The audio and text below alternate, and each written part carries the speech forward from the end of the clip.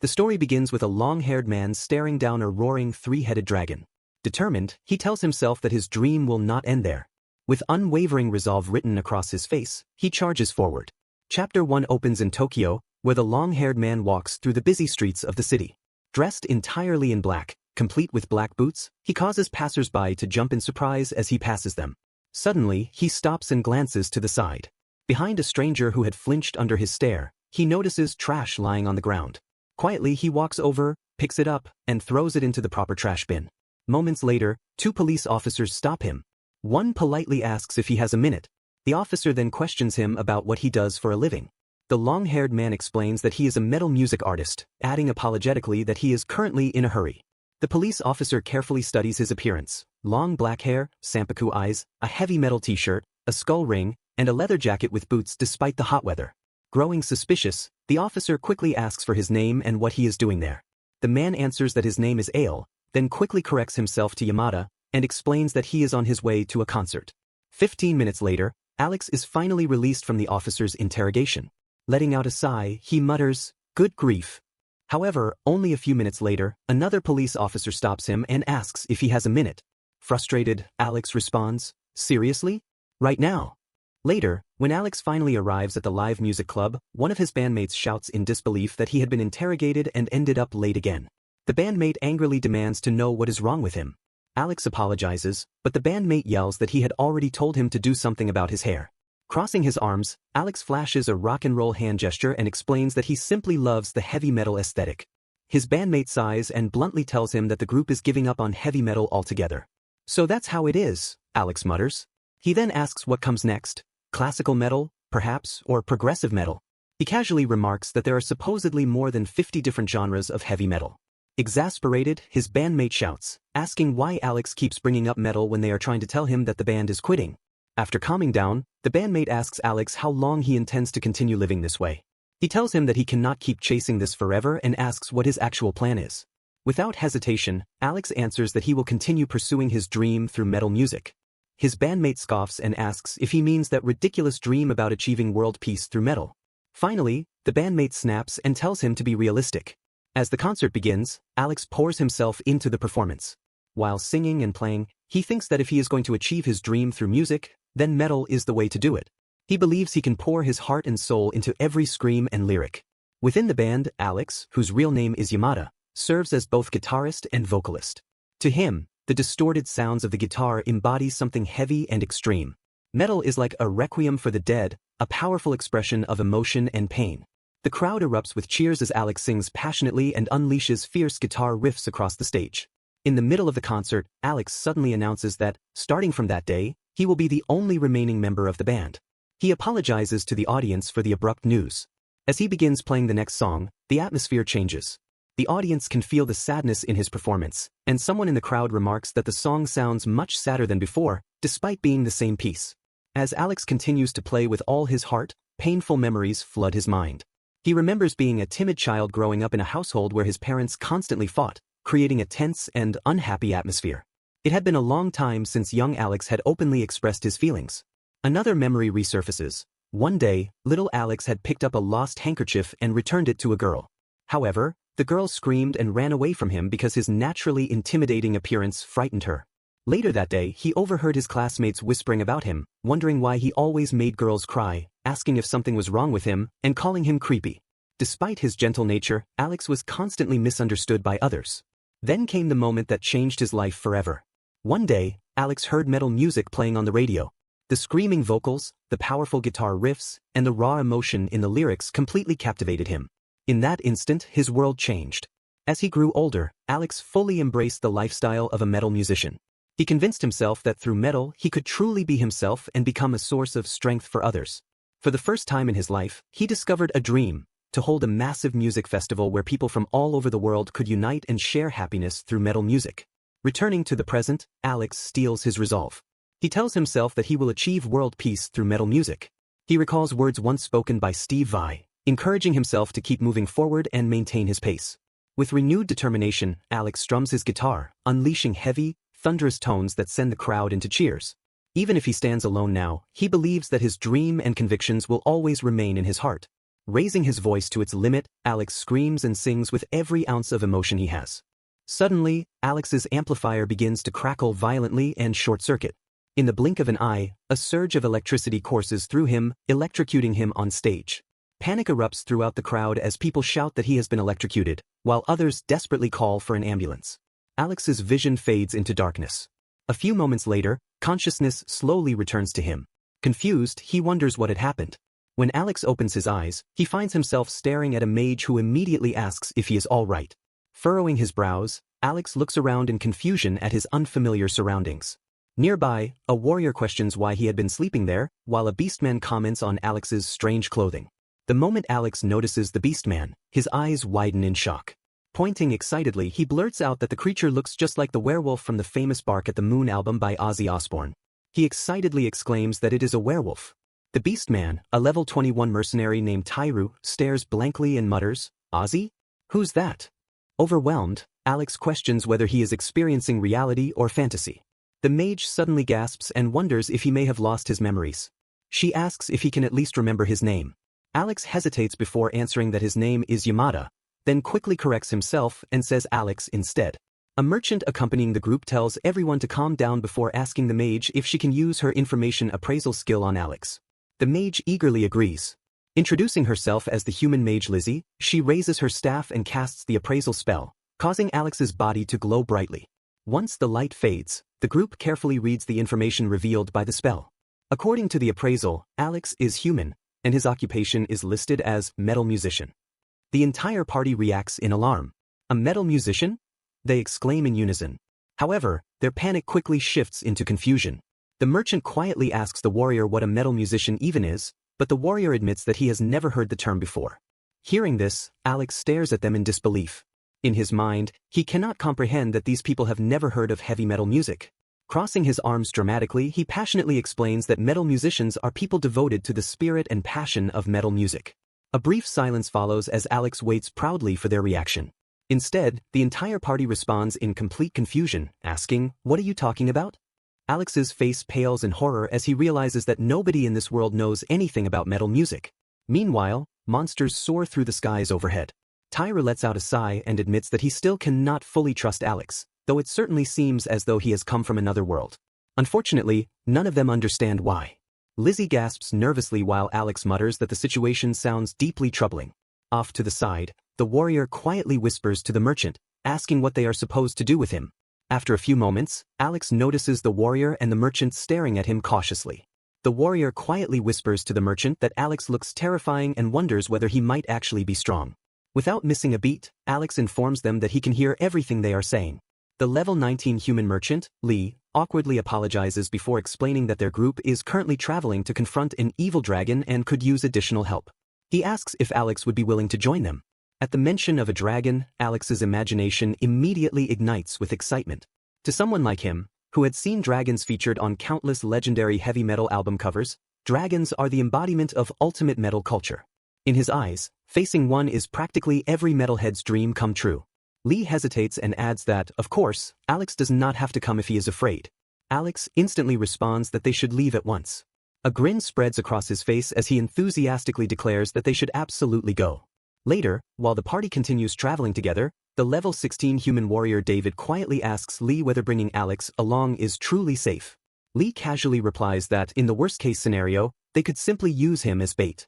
Nearby, Lizzie watches Alex curiously as he constantly glances around at his surroundings. Wondering what has caught his attention, she follows his gaze. Alex suddenly steps aside after thinking he spotted a bird, but then freezes upon noticing a dead snake lying on the ground. Lizzie approaches him and asks what is wrong. Alex quickly replies that it is nothing and apologizes, explaining that it was only a snake. Lizzie quietly repeats the word to herself in confusion. Suddenly, Lizzie spins around after hearing a loud noise behind her. Her eyes widen in horror when she spots the level 29 dark beast, Orthos. "Orthos?" she gasps. Tyru immediately shouts that the creature can breathe fire and orders Lizzie to cast a barrier spell at once. Panicking, Lizzie raises her staff and quickly creates a magical barrier as Orthos lets out a deafening roar, flames gathering inside its mouth. Seeing the overwhelming threat before them, David yells that it is time to run. However, Tyre hesitates, unwilling to leave Lizzie behind. Alex looks toward the struggling mage and asks what will happen to her. By then, David has already fled far ahead. Lee coldly answers that Lizzie is the weakest among them, making her the perfect sacrifice to buy time for everyone else to escape. Hearing this, Alex is stunned.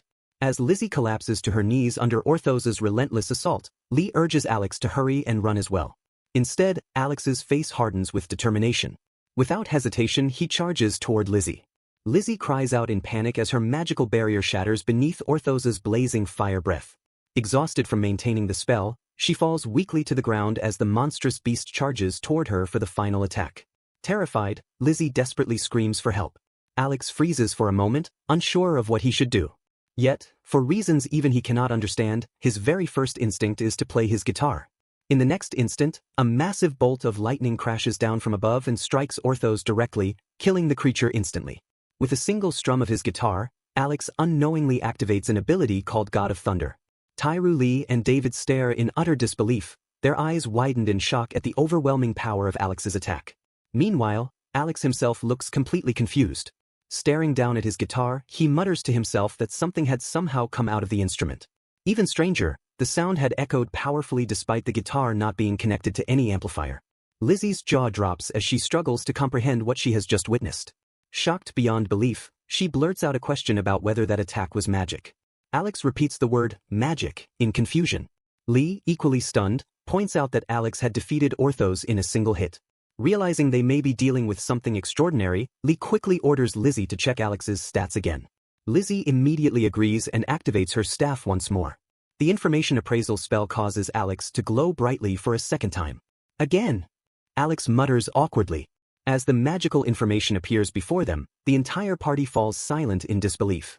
Their eyes widen and their jaws hang open at what they see. Tyra comments that this is unlike anything he has ever witnessed before and admits that he cannot believe someone like Alex truly exists. Finally, Lizzie shouts the result aloud in complete shock. Level 999? Alex simply stares back at them in confusion, having no idea what any of it means. Chapter 2 begins immediately after the party discovers Alex's level. Lee excitedly exclaimed that it was fantastic. Alex was level 999, which meant they no longer had anything to worry about. He suggested that they move on at once. However, Alex stopped them and questioned why they had left Lizzie behind. Lee explained that he had never expected an Orthos to appear. According to him, the group had no plan for such a situation and had no other choice. Sacrificing one person for the survival of the rest was simply the sensible thing to do, or so he believed. Alex glared at Lee so intensely that Lee flinched in fear. Before the tension could escalate further, David shouted that Alex himself had provoked the Orthos in the first place. Alex apologized for that, admitting responsibility. Wanting to stop the argument, Lizzie told Alex that she was fine and safe now thanks to him. She also claimed that it was partly her own fault for being low level. Alex turned to her in disbelief and asked if she was really serious. Lizzie avoided his gaze and quietly muttered in response. Before she could continue, Tyre placed a hand on Alex's shoulder and explained that there were times when even a strong fighter could die, causing the entire team to collapse. Though he disliked admitting it, using the weakest member as bait was common practice. Alex pressed his lips together, still unhappy with the explanation. Before he could argue further, Lee approached Lizzie and awkwardly admitted that what they had done was wrong. He asked if she could forgive them. Lizzie simply replied that she could. Relieved, Lee cheerfully declared that everything was settled and that they should continue on their journey. As the group resumed walking, Lizzie called out to Alex. When he looked at her, she quietly thanked him.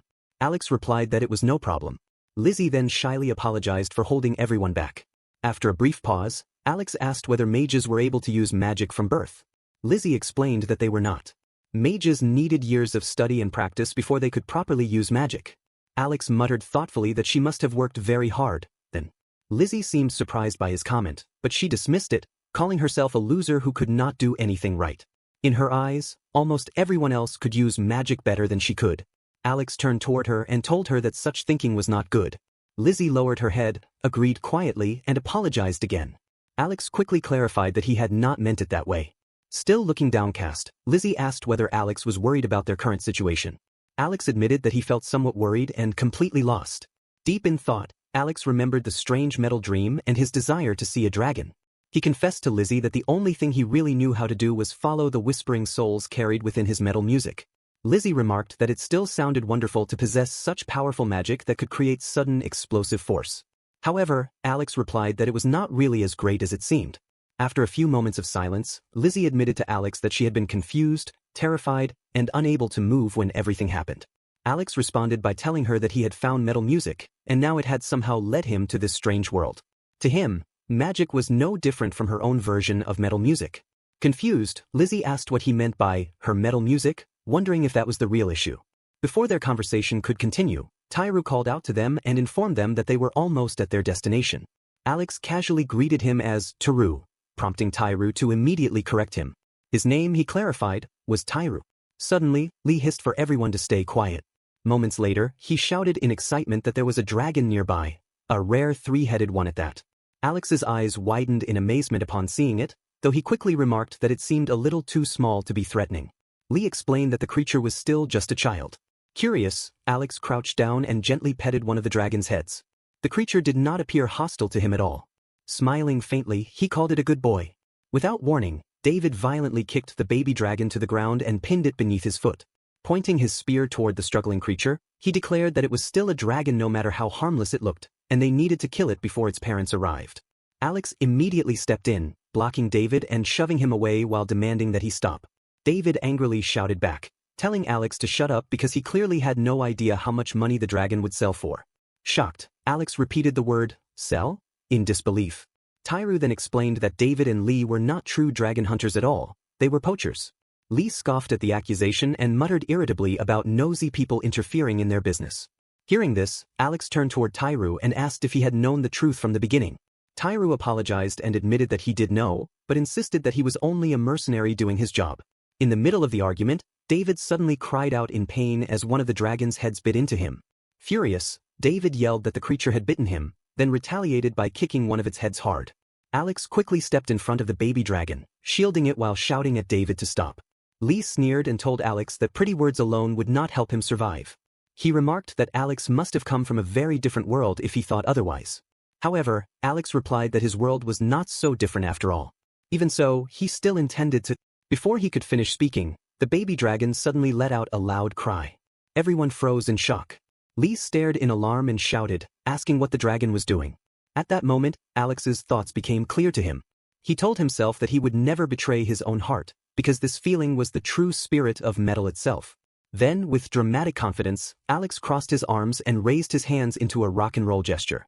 Lee stared at him in confusion, wondering what exactly Alex was trying to do. Meanwhile, David glanced upward and immediately panicked. Looking toward the sky, he shouted in terror that the mother dragon had arrived. The mother dragon let out a deafening roar before unleashing a stream of fire toward the party.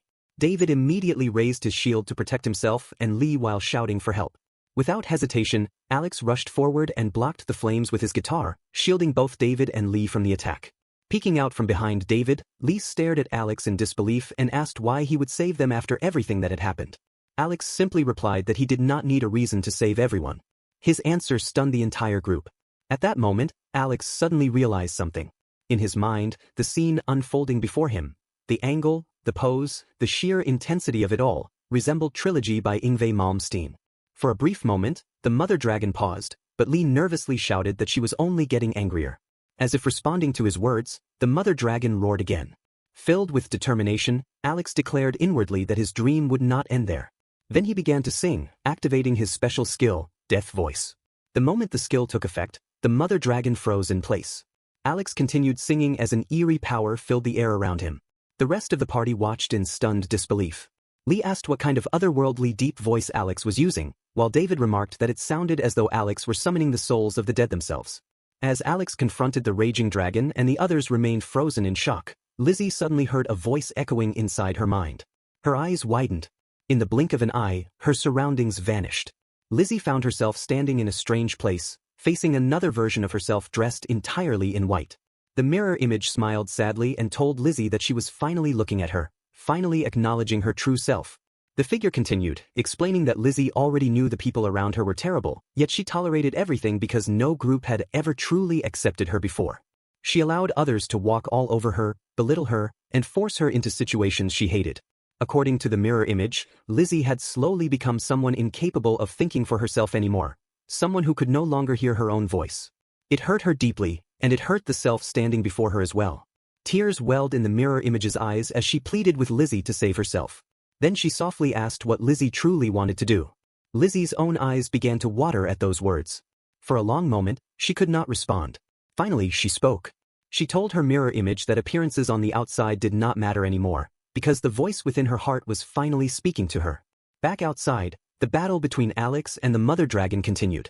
After hearing Alex's death voice, Lee stared in disbelief and wondered if that terrifying sound was truly just magic. David, however, immediately recognized an opportunity. He shouted that the dragon had been stunned and that even the baby dragon was defenseless now.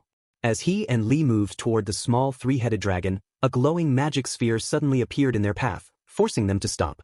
The two turned in surprise and saw Lizzie standing behind the spell. Lee demanded that she move aside, while David sneered and mockingly asked what someone like her intended to do. Lee followed up by asking if she was actually looking for trouble. Ignoring them, Lizzie began chanting a spell. Her staff glowed brightly as magical energy gathered around it. With determination in her voice, she shouted that she was not going anywhere. Standing firmly before the mother dragon, Lizzie continued pouring power into her magic. The fireball growing above her staff became larger and larger as she yelled that David and Lee should take a good look at themselves first. The mother dragon roared behind her. Then Lizzie unleashed the massive fireball toward the two men.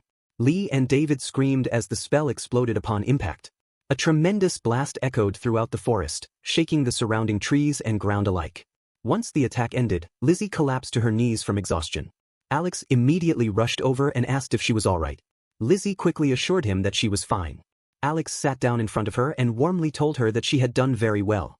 After the group had regained their composure, Alex glanced toward the unconscious bodies of David and Lee and asked what they should do with them. Tyru calmly suggested handing them over to the knights once they returned to town.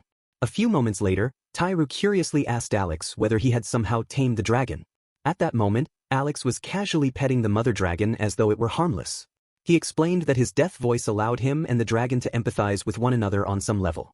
Confused, Tyru could only stare and ask what exactly that was supposed to mean. Meanwhile, Lizzie quietly reflected on everything that had happened. Hearing Alex mention his voice made her suddenly realize something important. Back then, inside that strange space, she had truly heard Alex's voice speaking to her.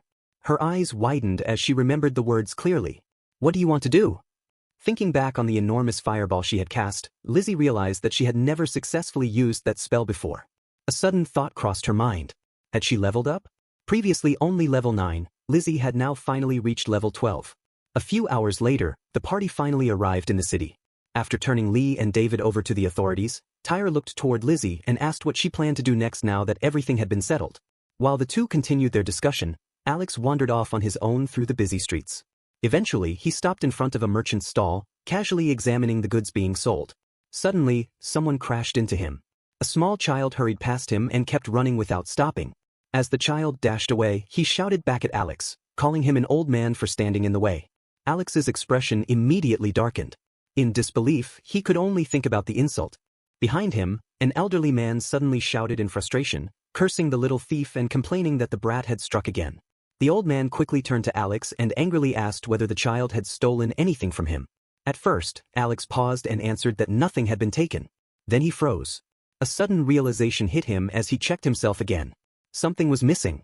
In horror, Alex shouted that his guitar was gone. By then, however, the young thief had already disappeared into the city streets with Alex's guitar. Chapter 3 begins shortly after Alex's guitar is stolen. Reaching out in panic, Alex shouted that his precious guitar was gone. In only a blink, the small thief had vanished, leaving Alex standing frozen in shock. A few moments later, Tyru noticed Alex's expression and asked what had happened. After hearing the explanation, both Tyru and Lizzie reacted with disbelief, shocked that someone had stolen his weapon.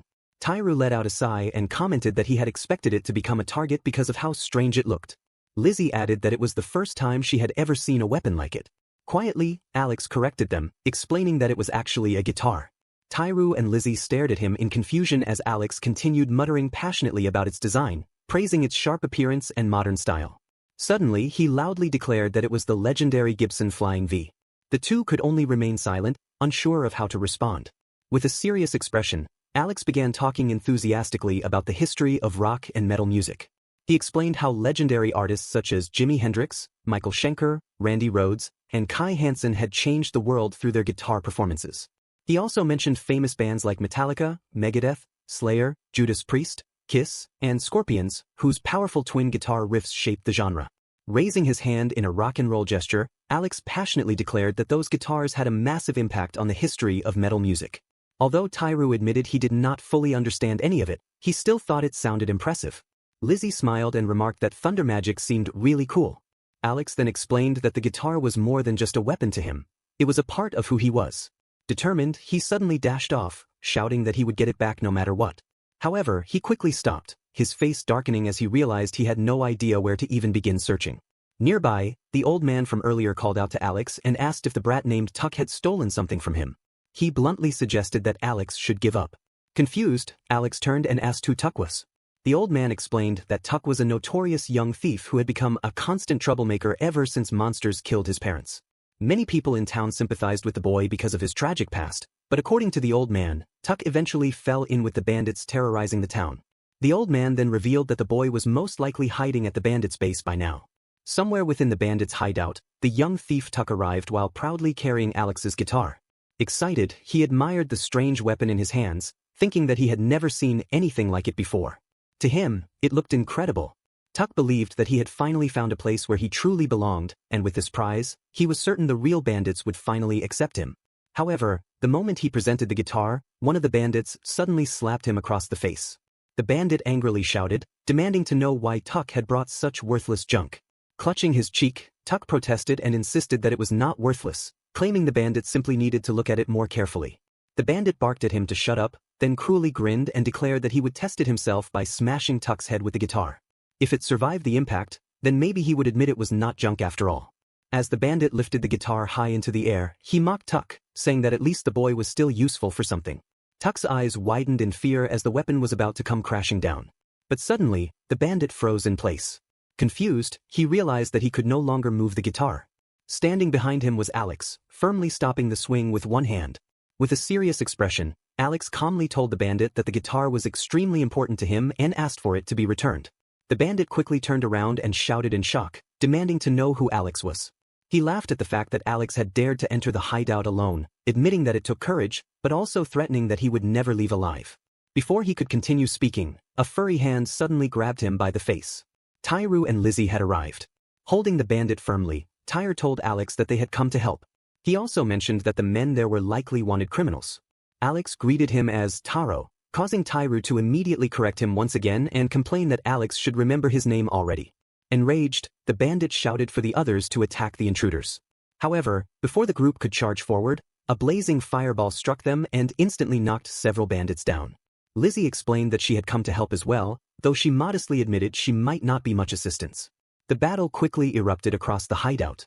Tairu charged into the enemies, taking them down with powerful punches, while Lizzie's staff glowed brightly as she unleashed spell after spell. In the middle of the fight, Tairu noticed Lizzie's improved magic and asked if she had become stronger. In response, Lizzie simply laughed proudly. As the battle continued inside the hideout, Tuck watched the fight with intense focus. In the middle of the chaos, Alex suddenly called out to him and asked why he was even there in the first place. He questioned whether letting those bandits push him around was truly what he wanted. Tuck reacted sharply to the question. Clenching his teeth, he thought bitterly about how he had been surviving on his own for so long that he no longer even understood what he truly wanted anymore. He angrily shouted that it was none of Alex's business. Alex calmly agreed, but replied that he still could not simply leave Tuck there alone. Meanwhile, the bandits struggled against Tairu and Lizzie's attacks. One of them cursed under his breath, admitting that the intruders were far stronger than expected. Suddenly, the entire hideout trembled as a loud voice roared through the room, demanding to know what all the commotion was about. The bandits immediately greeted their leader, the fearsome level 32 Bandit King. Furious, the Bandit King shouted that his men were wasting far too much time dealing with a few insignificant pests.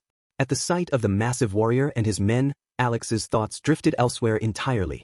To him, the group looked exactly like the warriors from Amon Amarth album covers, especially Berserker and Surtur Rising, with their powerful melodic death metal aesthetic. Alex's eyes sparkled with excitement as he quietly giggled to himself. The Bandit King shivered uneasily at Alex's strange reaction and wondered if the man was even sane. Without wasting another second, the Bandit King ordered his men to take their enemies' heads. The bandits immediately charged forward. Seeing the overwhelming force rushing toward them, Tuck panicked and shouted that Alex was going to die. However, the moment Alex strummed his guitar, thunder exploded across the battlefield. Lightning crashed down upon the charging bandits, instantly overwhelming them. Alex had activated his thunder magic technique, Dumbfounder, channeling the power of the god of thunder itself. Tuck's eyes widened in disbelief, his jaw dropping as he witnessed the devastating attack. Once the battle finally ended and the bandits were defeated, Alex and the others stood before Tuck. Nervously, Tuck asked if they had come to arrest him as well. Alex casually replied that there was no need for that since Tuck had already returned the guitar. Surprised, Tuck asked if Alex was really going to let him go just like that. Tyra then mentioned that Tuck was an orphan whose parents had been killed by monsters, something they had heard from the townspeople. Tuck scoffed bitterly, accusing them of pitying him and pretending to act like good people. Deep down, he convinced himself that they were simply looking down on him like everyone else always had. But Alex quickly denied it, telling Tuck that he did not pity him at all. Tuck paused in confusion as Alex reminded him of the earlier question about what he truly wanted. Tuck insisted that wanting things had nothing to do with it anymore. To survive, living this way was his only option. Alex challenged that belief, asking if that was genuinely true or simply what Tuck had convinced himself to believe. He asked once more what Tuck himself truly wanted. Unable to answer, Tuck fell silent. Alex then told him that the first thing he should do was apologize to the people in town for all the trouble he had caused. Shocked, Tuck questioned whether he seriously had to do that. As they traveled back toward town, Tuck quietly thought to himself that he could simply pretend to be sorry in order to avoid trouble. When the group finally arrived, the townspeople quickly gathered around them in excitement. Many praised the party for defeating the bandits despite there being only 3 of them. Others happily declared that they had saved the entire town, while several villagers expressed their gratitude with cheerful smiles. Some were even amazed that the notorious bandits had truly been captured. However, the atmosphere shifted the moment the townsfolk noticed Tuck among them. Tuck flinched nervously as a light-haired man angrily shouted that Tuck had a lot of nerve showing his face there after everything he had done. Another villager called him an ungrateful brat. Before the accusations could continue, Tuck suddenly lowered his head and apologized. He admitted that everything had been his fault. The crowd immediately fell silent in surprise. After a moment, the light-haired man muttered that it was good Tuck had finally realized his mistakes. Another villager laughed and admitted he never thought Tuck was capable of apologizing at all. The others soon agreed, and the tension in the crowd quickly faded. Watching the townspeople forgive Tuck so easily filled Alex with admiration. In his eyes, the people of the town were incredibly kind-hearted. Later that day, the group gathered inside a tavern and began discussing the recent increase in monster attacks. The light-haired villager explained that the chaos was happening because of the rise of the Demon King. Confused, Alex asked about the Demon King, prompting the villager to explain further. According to him, the Demon King had suddenly appeared, and ever since then, monsters had grown increasingly violent and aggressive. Security across the region had become terrible, which was also why bandits had begun appearing more frequently.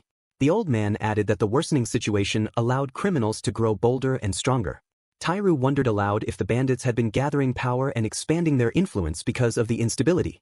The old man confirmed this, explaining that countless children had become orphans over the past few years because of the constant monster attacks. Curious, Alex asked where the Demon King could be found. Lizzie answered that she had heard rumors about a Demon King's castle, though nobody seemed to know where it was actually located. As the conversation continued, Alex reflected deeply on everything he had heard.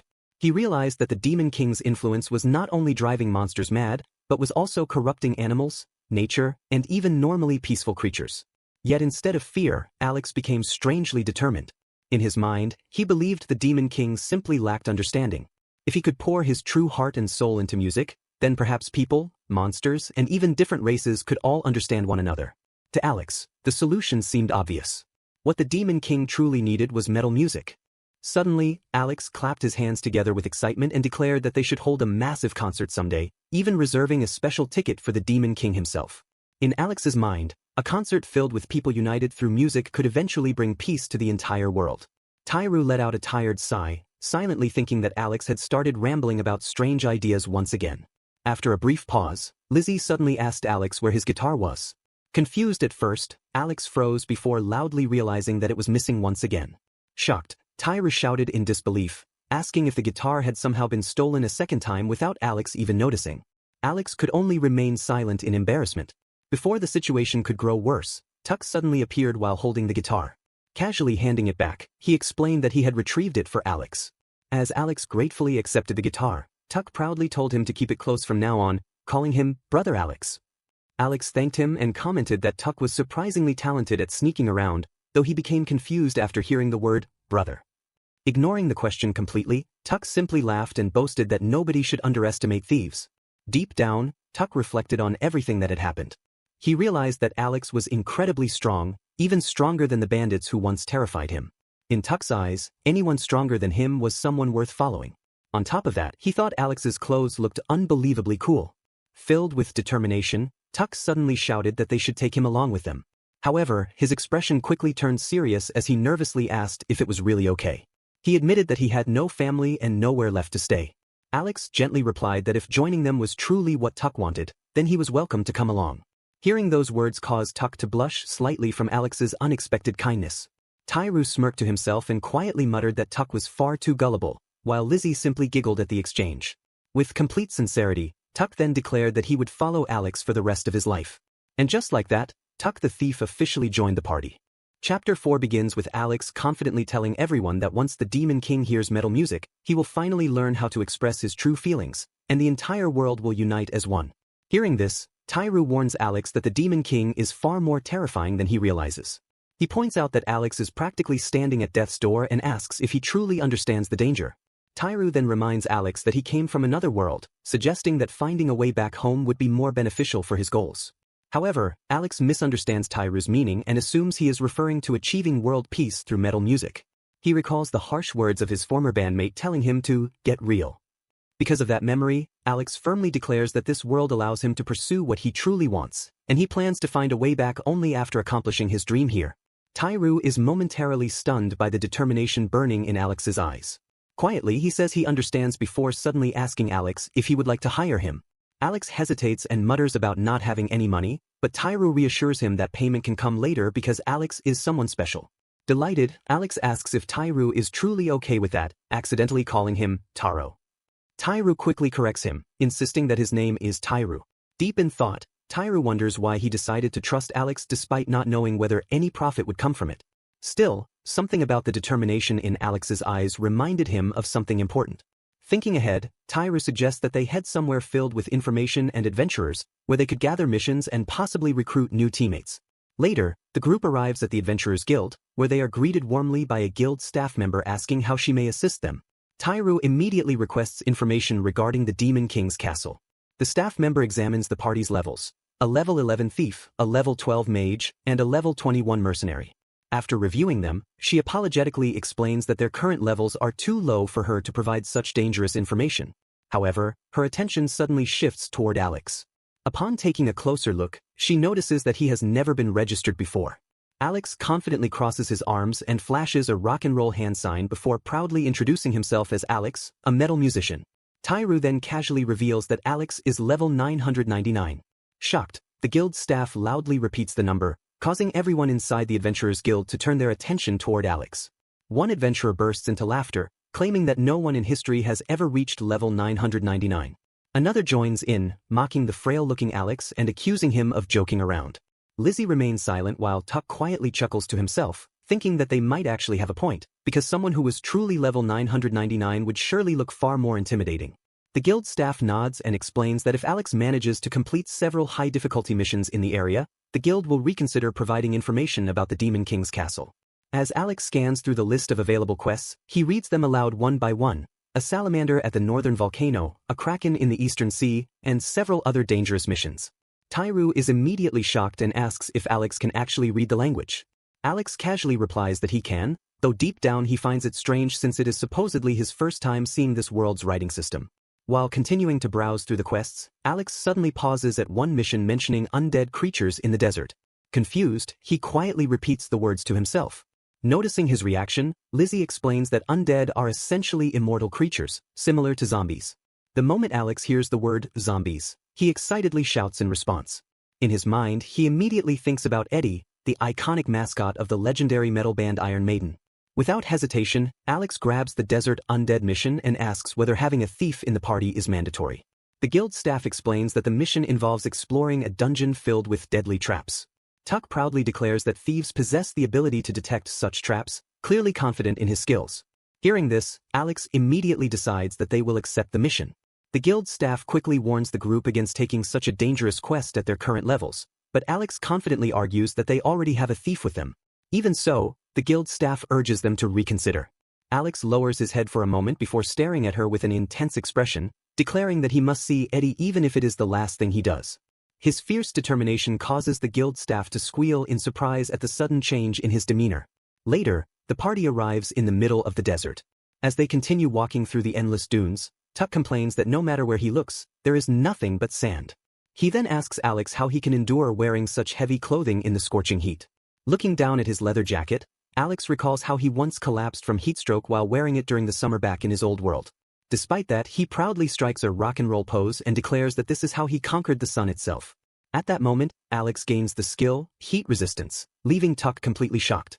After traveling deeper into the desert, the group eventually discovers ancient ruins. Tairu remarks that they must be getting close to the pyramid.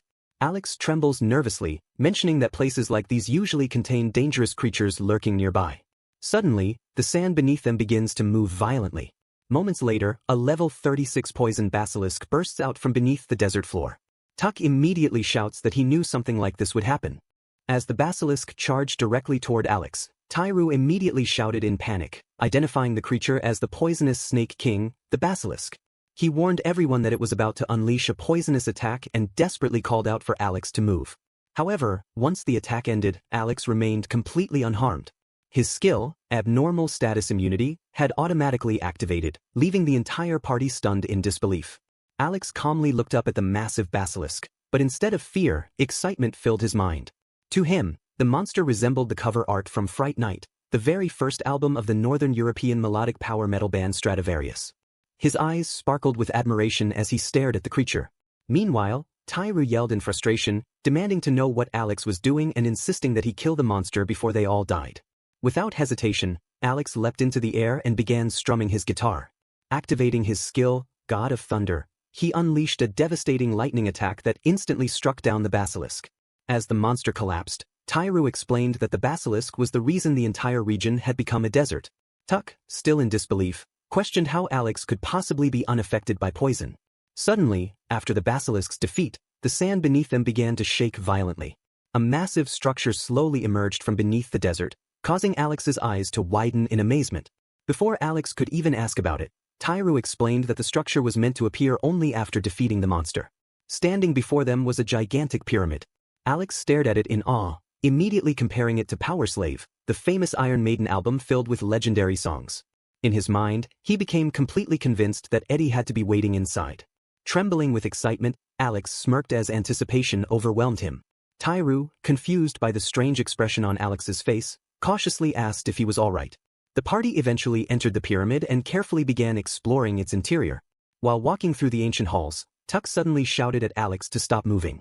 He warned him that there was a trap hidden on the floor directly ahead. Alex quickly halted and muttered about how dangerous the place was. Tuck sighed and reminded him to watch where he stepped, adding that Alex was lucky to have a skilled thief like him around. Laughing, Alex agreed that he was indeed lucky. As they continued deeper into the pyramid, Tuck noticed something unusual hidden in the corner of the room. Upon examining it more closely, he realized it appeared to be a secret chamber. However, before the group could investigate further, Tairu heard disturbing growling noises echoing through the halls. Turning toward the sound, he discovered several mummies approaching them. A horde of level 14 poison mummies suddenly rushed forward to attack. Tairu shouted that the mummies had arrived, while Lizzie panicked at the overwhelming number of enemies surrounding them.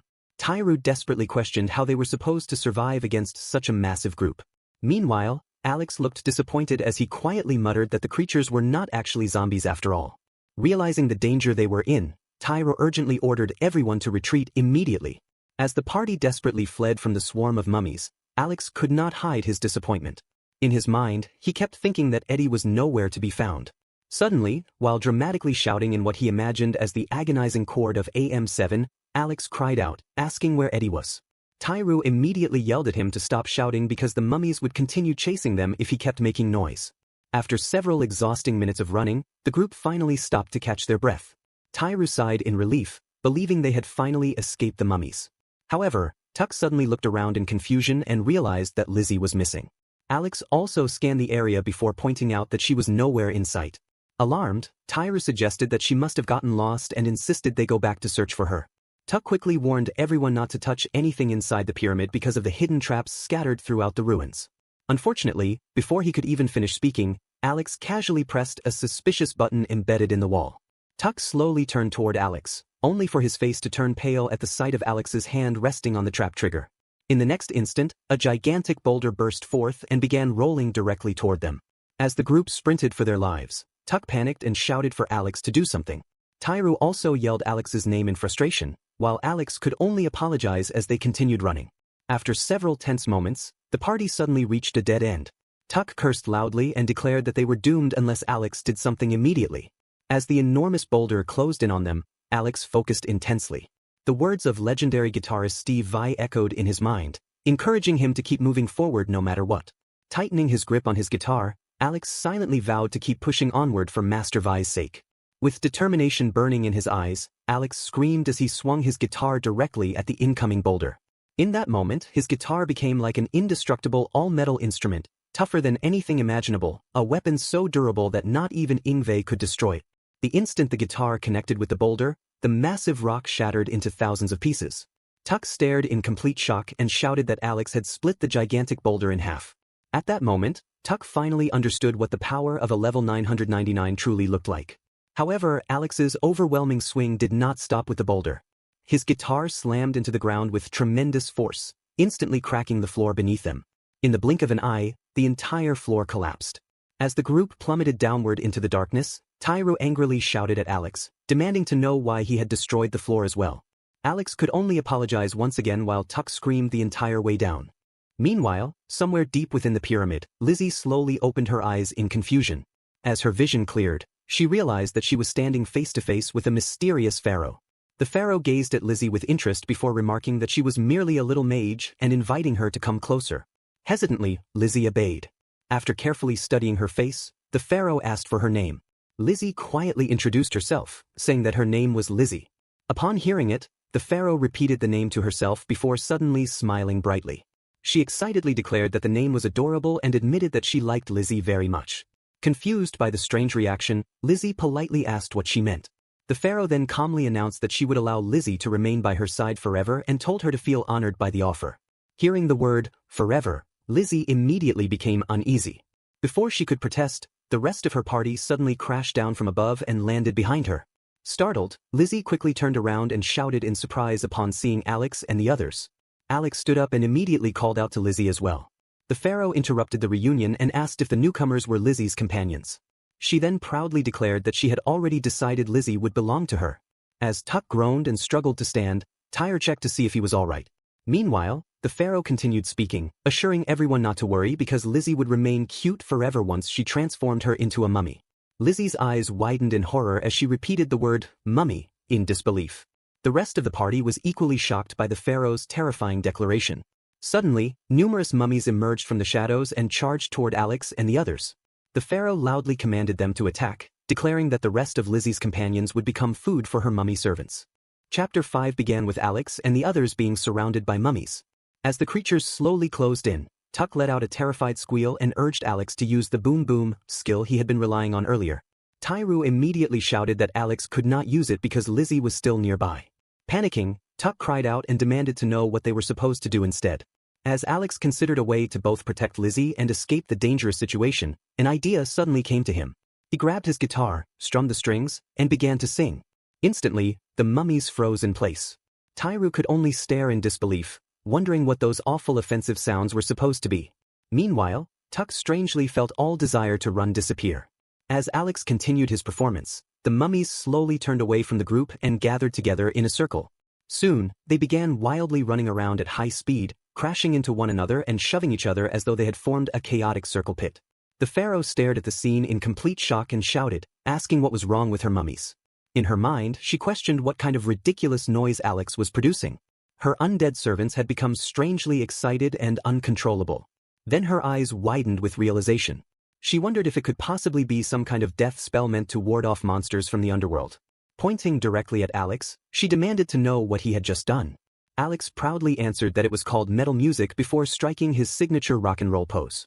Confused, the pharaoh repeated the word, metal, back to him. Alex gasped dramatically, realizing that she did not know about metal music either. After the mummies eventually scattered away, Tairu asked the pharaoh if she could finally return Lizzie to them. Behind him, Alex sighed in disappointment and muttered that nobody seemed to know metal music. At the same time, Tuck quietly began sneaking away behind Alex's back. The pharaoh then demanded to know why they had barged into the tomb in the first place. Tuck quickly answered that they were there to complete a mission. Meanwhile, Alex hurriedly added that he wanted to see Eddie. The pharaoh became even more confused as she repeated the words, mission, and Eddie, in her mind. She then declared that she had no reason to hand Lizzie back to them. On top of that, she could never forgive intruders who dared to disturb the royal tomb. Tairu immediately protested, insisting that they had not done anything wrong. However, the pharaoh silently pointed toward Tuck. Startled, Tuck flinched, causing all the stolen goods he had been hiding to spill onto the ground. Tairu immediately turned toward Tuck in disbelief and shouted, asking since when he had stolen anything. Tuck awkwardly explained that he had found the items inside a secret room, so he might have taken a few things. As the tension rose, the pharaoh slowly stepped forward and declared that she, Queen Ammit, the most exalted ruler of the pyramid, would send all of them straight to hell. At that moment, the level 69 Dark Queen Ammit transformed into a terrifying hybrid creature with the features of a crocodile, lion, and hippopotamus. Tairu froze instantly. The overwhelming pressure radiating from Queen Ammit left him unable to move. In his mind, he realized the difference in strength between them was far too great. Queen Ammit was powerful enough to kill them all without effort. On the other side of the room, Lizzie trembled in fear just as badly as Tairu did. Without warning, Queen Ammit slashed at Alex with her lion-like claw. Alex quickly raised his guitar to block the attack, all while thinking that he could not use his ability while Lizzie was still nearby. However, the brief distraction gave Queen Ammit an opening, and she slammed a powerful punch into Alex, sending him flying across the room. Tairu and Tuck shouted Alex's name as he crashed hard into the wall on the opposite side. After sliding down the wall, Alex slowly stood back up. Queen Ammit stared at him in surprise. Alex quickly checked himself over and realized he was completely fine. Despite Queen Ammit's devastating attack, the level 999 metal musician Alex, who possessed 100,000 health points, had only taken 2 damage. Shocked, Queen Ammit shouted that he did not even have a scratch on him and admitted that he was remarkable. Determined to try something else, she charged toward him again and activated her skill, Angel of Death. Alex looked around in confusion and asked if anything was supposed to happen. Queen Ammit gleefully explained that her curse would slowly rot his body away and kill him within 5 minutes. She mockingly told him to enjoy becoming one of her mummies. Hearing that, Alex's eyes widened in horror as he repeated the word, mummy. However, after an entire minute passed, nothing happened. Even after the full 5 minutes were over, Alex remained completely unharmed. Queen Ammit shouted in disbelief, demanding to know why her curse had failed. Unknown to her, Alex's abnormal status immunity had automatically nullified the effect. Frustrated, Queen Ammit shouted that if her curse would not work, then she would simply go after Lizzie instead. Before she could finish her sentence, Tairu interrupted her. Surrounded by the unconscious guards he had defeated, Tairu confidently told Alex that there was no longer any need to worry about Lizzie. He simply needed to beat Queen Ammit down. Alex's eyes widened with determination, and he immediately activated his God of Thunder ability. Queen Ammit was struck directly by Alex's lightning attack and collapsed onto the ground. Weakly, she muttered that such overwhelming power could not possibly belong to an ordinary man and questioned who Alex truly was. In response, Alex proudly declared that he was a metal musician before immediately striking his signature rock and roll pose. Lizzie cheered excitedly for Alex's victory, while Tuck happily shouted that they had finally completed their mission. Tairu smiled in relief and commented that they could now gather information about the Demon King's castle. Hearing this, Queen Ammit joined the conversation and asked if they were planning to defeat the Demon King. Alex quickly corrected her, explaining that they were not there to beat him. Confused, Queen Ammit asked what he meant. Alex confidently replied that he alone intended to go to the Demon King's castle because he wanted to spread metal music throughout the world and hold a concert there. Queen Ammit questioned what a concert even was.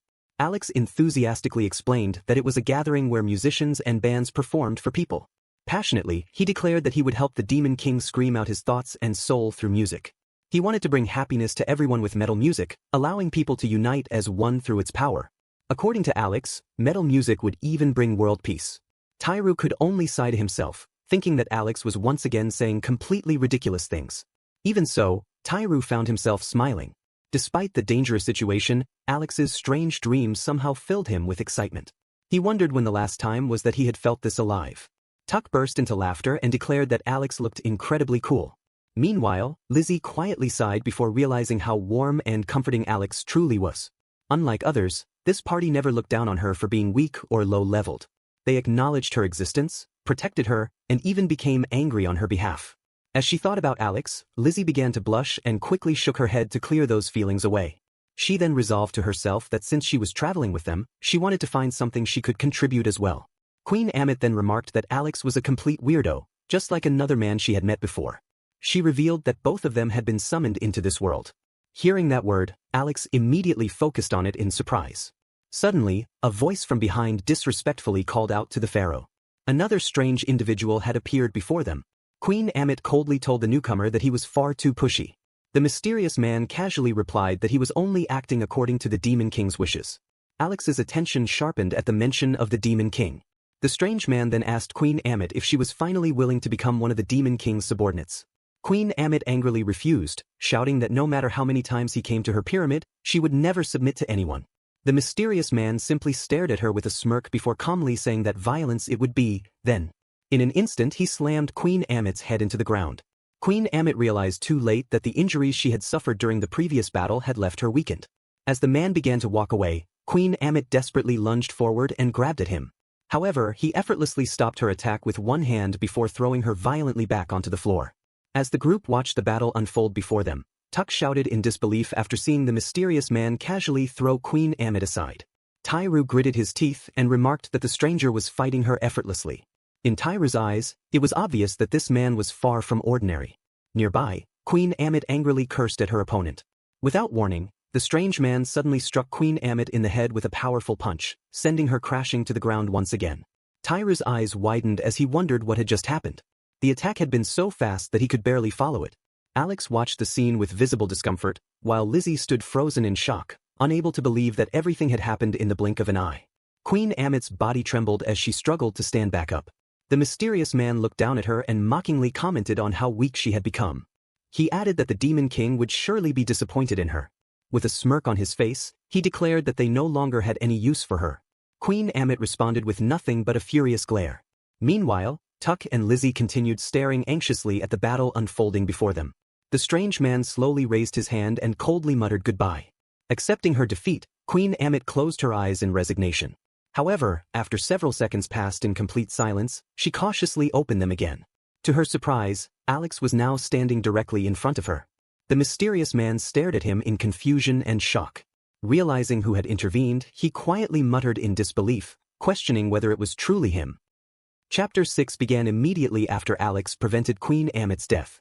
The strange man stared at Alex in disbelief, thinking that he had believed he was the only one summoned by the Demon King. Yet another person from another world had appeared before him. He looked Alex up and down before shouting about his unusual appearance, the outfit, the long black hair, and especially the flying V guitar. Alex was caught off guard. In shock, he wondered how the man even knew what a guitar was. The strange man quickly asked if Alex had also been summoned into this world. Confused, Alex repeated the word, summoned, prompting the man to explain that it referred to people who had been brought over from another world. With dramatic flair, the strange man summoned his own guitar into his hands and proudly declared that he too was one of them. Alex's eyes widened in astonishment. The strange man strummed his guitar, and flames suddenly erupted around him. Alex watched in disbelief as the fire spiraled behind the musician. In his mind, he could hardly comprehend that the flames had actually come from the guitar itself. Closing his eyes, the strange man played another chord. The moment he opened them again, he shouted for Alex to taste the power of his flames. Instantly, the raging fire surged toward Alex. Queen Amit could sense the terrifying strength within the attack. Tyru gasped in alarm, while Lizzie and Tuck stood frozen as they watched the inferno approach. The strange man then questioned Alex, asking if he was a metal musician. Alex hesitated before slowly asking if the man was also a metalhead. Offended, the strange man immediately shouted that Alex should never place him in the same category. He proudly declared himself a true rock musician who loved only rock and roll. As he strummed his guitar once more, he muttered in disgust about metal musicians before loudly ranting that metal artists tortured people in purgatory and drank blood. He even accused them of loving to slice people's arteries open. Alex stared at him in disbelief, wondering where such ridiculous prejudice was coming from. The strange man passionately proclaimed that colorful, glamorous, and sleazy rock and roll represented true justice. According to him, there was no way loud and aggressive metal music could ever compare. He then shouted for Alex to suffer as the flames of rock consumed him. As the blazing fire rushed toward Alex, Lizzie desperately yelled for him to be careful. The strange man continued playing his guitar with a confident smirk as the flames around him intensified. However, Alex quickly responded by playing his own guitar, summoning powerful lightning around himself. The two musicians faced each other head-on, continuing their intense performance as fire surrounded one and lightning surrounded the other. As everyone watched the battle unfold, Tairu could hardly believe what he was seeing. In his mind, he questioned whether Alex and the strange musician were even human anymore. Their powers were far beyond anything he had ever witnessed. Queen Amit silently observed the clash as well, realizing that the two fighters were unlike anything she had encountered before. Never in her life had she seen such a terrifying battle. Tuck stared with his eyes wide open in shock. Even as an elite warrior, he could immediately tell how overwhelming the strange man's strength was. In his thoughts, he questioned how powerful the Demon King himself must be if even one of his subordinates possessed this much power. Meanwhile, Lizzie carefully watched Alex during the fight. She realized that Alex had never been injured by an attack before, yet now his HP was actually decreasing. The sight filled her with anxiety. Tyra muttered that if both Alex and the strange man were summoned from another world, then the man likely possessed power on the same level as Alex. Lizzie clenched her hands together in prayer. Deep down, she knew that nobody there could interfere in a fight at that level. Even so, she trusted Alex with her life. Unable to stay silent, Lizzie shouted encouragement for Alex. Tairu and Tuck quickly joined in, cheering for him as well. Hearing the support from Alex's companions, the strange man declared that he had been brought into this world by the will of the Demon King himself. He proclaimed that Alex's brief existence in this world would end there because he was the strongest. The strange man strummed his guitar and unleashed an attack he called Firebird. Without hesitation, Alex responded by shouting, "God of Thunder." The blazing Firebird collided violently against the massive Thunder God. For a moment, the two powers struggled against each other. However, the Thunder God slowly began pushing the Firebird backward. Then, in the blink of an eye, the lightning attack broke through completely and slammed directly into the strange man, electrocuting him. As the strange musician collapsed from the impact of Alex's God of Thunder, thoughts of the world-renowned legendary hard rock band, Not Kiss, flashed through his mind. The moment his head struck the ground, one of the horns on his head fell off. Alex noticed it immediately and realized that the horn had merely been an accessory. The strange man let out a sigh before admitting that he never expected his flames to fail. Alex calmly explained that his fire resistance protected him from the attack. Looking at the man's guitar, Alex wondered aloud if he was a fan of Motley Crue. The strange man instantly became excited, exclaiming that Alex was surprisingly knowledgeable. He proudly declared that Motley Crue, the world-renowned legendary band, was his greatest idol. Alex casually pointed out that Wikipedia had also classified Motley Crue as a metal band. The strange man gasped in horror, unable to believe what he had just heard. Alex then asked why it even mattered whether something was called metal or rock. He simply told the man to enjoy whatever music he liked. The strange man immediately shouted for Alex to shut up. After pausing for a moment, he suddenly asked if Alex knew Robert Johnson, the legendary guitarist. In the background, Tyra watched the conversation unfold and thought that the strange man was clearly trying to play things off. Nearby, Lizzie smiled to herself, realizing that he was obviously avoiding the previous argument. Tuck grimaced as he noticed the sudden change of topic as well. The strange man then began speaking to Alex about Robert Johnson. According to him, Robert Johnson's guitar playing had once been impossible to listen to and was considered a complete failure. However, at a crossroads, he supposedly sold his soul to the Demon King in exchange for incredible guitar skills. The strange man proudly declared that he had done the same thing with the Demon King of this world. Through that pact, he claimed to have gained absolute power and unmatched guitar ability. Alex swallowed nervously as the man suddenly shouted for everyone to look at his level. The strange man proudly revealed that he was level 666. He introduced himself as Laro, the Demon King's elite rock musician. Hearing the number, Alex shouted in shock that 666 was the devil's number. Yet, deep inside, Alex could not help feeling jealous of such an unbelievably fitting level. Before the moment could continue, Tyra casually mentioned that Alex's level was actually 999. Laro immediately froze in disbelief and shouted in shock. As Alex fell into despair over the absurd comparison, Laro scoffed before deciding that the battle would end there for now. He summoned a portal and slowly stepped into it. While disappearing, he laughed wickedly and shouted, "Death to false metal."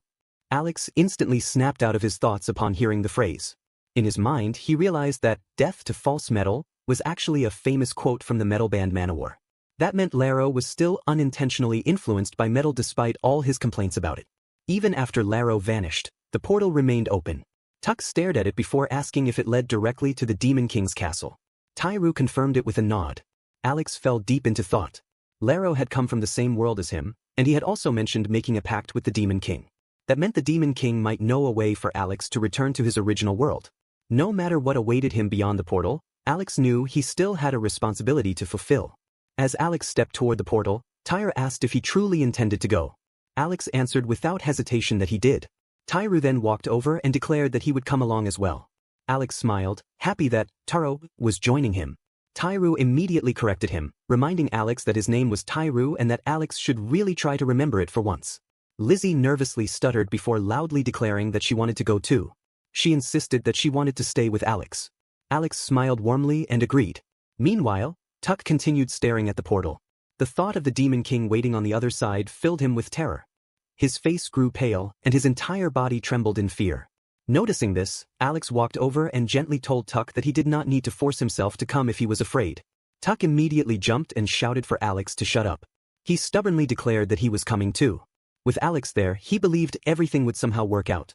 Deep down, Tuck continued trying to reassure himself.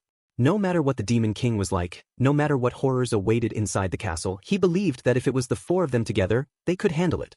As Alex, Lizzie, Tyra, and Tuck approached the portal side by side, the three companions glanced at one another. In that moment, they all shared the same thought. They were going with Alex. Chapter 7 opened within the ominous halls of the Demon King's castle. As the party finally arrived at the massive fortress, they immediately hid themselves among the shadows. The atmosphere was tense, with guards patrolling nearly every corner of the castle grounds. Tyra quietly observed that the place truly lived up to its reputation as the enemy's stronghold. Nearby, Lizzie muttered uneasily, unable to shake the terrible feeling building inside her. Tuck, meanwhile, regretted coming altogether and silently cursed his decision. While the rest of the group stayed concealed, Alex casually walked straight toward a group of monsters guarding the area. With complete confidence, he calmly asked them where the Demon King was. One of the skeleton knights stared at him in confusion, questioning who he was to demand an audience with the Demon King. Alex remained silent for a moment as the monsters examined him more carefully. A goblin remarked that he certainly looked unusual, wondering if he was some kind of new monster race. Alex simply replied that he was a metal musician. The goblin blinked in confusion and asked whether metal musician was the name of a new species. In response, Alex struck a dramatic rock and roll pose with his hands. Suddenly, realization hit the goblin, who shouted that Alex was actually a human intruder. Chaos erupted instantly as the monsters sounded the alarm. Tuck yelled at Alex, demanding to know what he thought he was doing. Alex casually apologized, calling him bro, as if nothing serious had happened. Tyra immediately smacked Alex on the head and scolded him, saying he should at least try to stay with the team. Watching the ridiculous exchange, Lizzie quietly laughed to herself, thinking Alex had somehow mistaken himself for a monster. Only moments later, more enemies flooded into the area. The goblins shouted in confusion over how the intruders had managed to infiltrate the castle. Tuck panicked as he screamed that the monsters had arrived. Tyra, however, remained calm as he noticed that the guards consisted mainly of orcs and goblins. Cracking his knuckles confidently, he declared that Alex should stay back this time before ordering Lizzie and Tuck to move. The monsters charged forward all at once, but Tyra met them head-on, delivering crushing punches that sent enemies flying. Several monsters attempted to sneak behind him, only for Lizzie to warn him of the danger. She quickly unleashed a powerful burst of fire magic that engulfed the attackers and burned them down before they could strike. After the battle ended and the surrounding monsters were defeated, Tyra turned toward Lizzie in surprise and asked if she had grown stronger again. Confused, Lizzie asked what he meant. Tyra explained that the spell she had just used was intermediate-level fire magic, something that required considerable skill and experience to cast. Lizzie suddenly gasped in realization. In her excitement and confusion, she had not even noticed it herself. Somewhere along the way, she had leveled up once again. Lizzie, the human mage, had now reached level 16. Lizzie continued to reflect on the strange changes happening within her. Whenever she thought about what she truly wanted, her body moved instinctively without hesitation. Ever since the moment she met Alex, something inside her had begun to awaken, and her magical power was steadily growing stronger. Meanwhile, the monsters grew increasingly frustrated and suddenly shifted their attention toward Alex. One of them angrily declared that they should eliminate the weak-looking punk first. However, the moment the monsters rushed toward him, Alex's entire presence changed. A chilling aura spread through the battlefield, causing the monsters to freeze in fear. One goblin nervously wondered why simply looking at Alex sent such a terrifying chill down his spine. A skeleton knight immediately realized the truth and shouted that the human was actually strong. Panic erupted among the monsters as they turned and fled from Alex in terror. Watching the scene unfold, Tuck excitedly cheered that Alex had completely scared them away. Alex awkwardly tried to deny it, but Tuck enthusiastically praised him anyway, proudly calling him Big Bro. The celebration was abruptly interrupted when a severed head suddenly landed in front of Tuck. Shocked, Tuck recognized it as one of the monsters who had just fled moments earlier. Then, a deep and intimidating voice echoed through the area, declaring that no one would go any farther. At that moment, the level 66 demon Baphomet revealed himself. Alex's eyes widened in surprise. In his mind, the name immediately reminded him of the debut album by the legendary thrash metal band Slayer, Show No Mercy, one of the iconic works of the Big Four of thrash metal. Tairu angrily shouted at Baphomet, demanding to know how he could kill his own allies without hesitation. Baphomet merely scoffed before coldly declaring that within the Demon King's castle, anyone who attempted to flee would be sentenced to death. Without warning, Baphomet swung his massive sword directly at Tairu. Before the attack could land, Alex quickly stepped in and blocked the strike using his guitar. Baphomet stared into Alex's unsettling eyes and admitted that the strange human seemed to be a brave enough warrior. Suddenly, Baphomet multiplied himself into countless copies and roared for them to face him. Tairu stared in disbelief, shocked that the demon had replicated himself. Lizzie nervously admitted that fighting even one Baphomet had already seemed impossible. Tairu glanced toward Alex and wondered how even someone as strong as him could possibly handle such overwhelming numbers. As the countless Baphomets charged forward all at once, Alex calmly raised his guitar and unleashed a furious barrage of rapid notes. The sound exploded into a violent storm of lightning that erupted across the battlefield, striking multiple enemies simultaneously with blinding speed. Tuck watched in amazement and shouted in disbelief, unable to understand how Alex could move so fast. Even Tairu was stunned as he recognized the attack for what it was, a devastating high-speed lightning technique capable of wiping out numerous enemies at once. As the fierce battle continued inside the Demon King's castle, a furious voice suddenly echoed through the battlefield, demanding to know how the intruders had managed to enter the fortress. The speaker was Laro, and standing behind him was the fearsome level 69 Dark Cerberus. Alex immediately recognized Laro, but his attention quickly shifted toward the monstrous beast accompanying him. Excitedly, Alex blurted out that it reminded him of Filth Hounds of Hades, the famous song by the English metal band Tank. Laro quickly corrected him, saying it was simply Cerberus. Shaking his head in disbelief, Laro remarked that Alex was still the same metal-obsessed idiot he remembered. Alex casually responded that he also liked Motley Crue. Laro's expression instantly brightened with excitement as he asked if Alex was serious. However, he quickly returned to the matter at hand and demanded to know how the group had managed to infiltrate the castle. Alex calmly explained that he had simply entered through the gate Laro himself had opened earlier. Hearing that, Laro's jaw dropped in shock as he realized he had unintentionally caused the entire situation himself. Enraged, Laro declared that he would burn Alex alive together with the flames of Cerberus. Immediately, both Laro and the three-headed beast unleashed a terrifying torrent of fire toward the group. Alex quickly stretched out his arm to shield Tairu and the others behind him. The combined flames of Laro's guitar and Cerberus' blazing breaths surged violently across the battlefield. Yet Alex reacted instantly, unleashing his lightning blast eruption technique. Laro stared in disbelief before shouting in shock that Alex was using a tapping technique. In his mind, he recalled how the technique involved rapidly striking the fretboard with one's fingertips to produce an overwhelming barrage of notes. The Dark Cerberus roared in agony as countless lightning strikes tore through its body. Before it could recover, Alex unleashed a final devastating attack called God of Thunder, obliterating both Cerberus and Laro simultaneously. Defeated, Laro collapsed to his knees. Alex slowly walked toward him and began speaking calmly. He admitted that Laro's earlier claim about metal music rupturing people's arteries sounded a little biased. However, he declared that what truly burst forth from heavy metal was not flesh and blood, but a steel-like spirit inspired by legends such as Masa Ito and the famous critic Saisoku Ito. Alex then crossed his arms dramatically and raised his fingers into a rock and roll gesture before proudly shouting that this was heavy metal. Laro stared at him in stunned disbelief. In his mind, he thought Alex was completely insane. Yet strangely enough, he also had to admit that it sounded incredibly cool. As Laro lowered his gaze, Alex suddenly asked him what he truly wanted to do. With his immense magical power and impressive guitar skills, what kind of future did he genuinely desire for himself? Laro remained silent. Alex continued, explaining that the song Shout at the Devil by Motley Crue actually carried a message about resisting the temptation of demonic power. He then questioned whether Laro was truly satisfied with blindly obeying the Demon King. Suddenly, Laro snapped and shouted at Alex to shut up. Frustrated, he demanded that Alex answer the question himself first. What did Alex even want? Without hesitation, Alex immediately answered that he wanted to hold a music concert. Laro stared at him in disbelief. Completely dumbfounded, he wondered if Alex had seriously just said, a music concert, in the middle of all this madness, and whether his so-called bro was actually sane at all. Suddenly, a deep and overwhelming voice echoed throughout the castle, calmly stating that so this was Alex. the entire battlefield instantly fell silent. Alex, Lizzie, Tyru, and Tuck all froze as an unbearable tension filled the air around them. Even Laro immediately recognized the voice and shouted in alarm that the Demon King had appeared.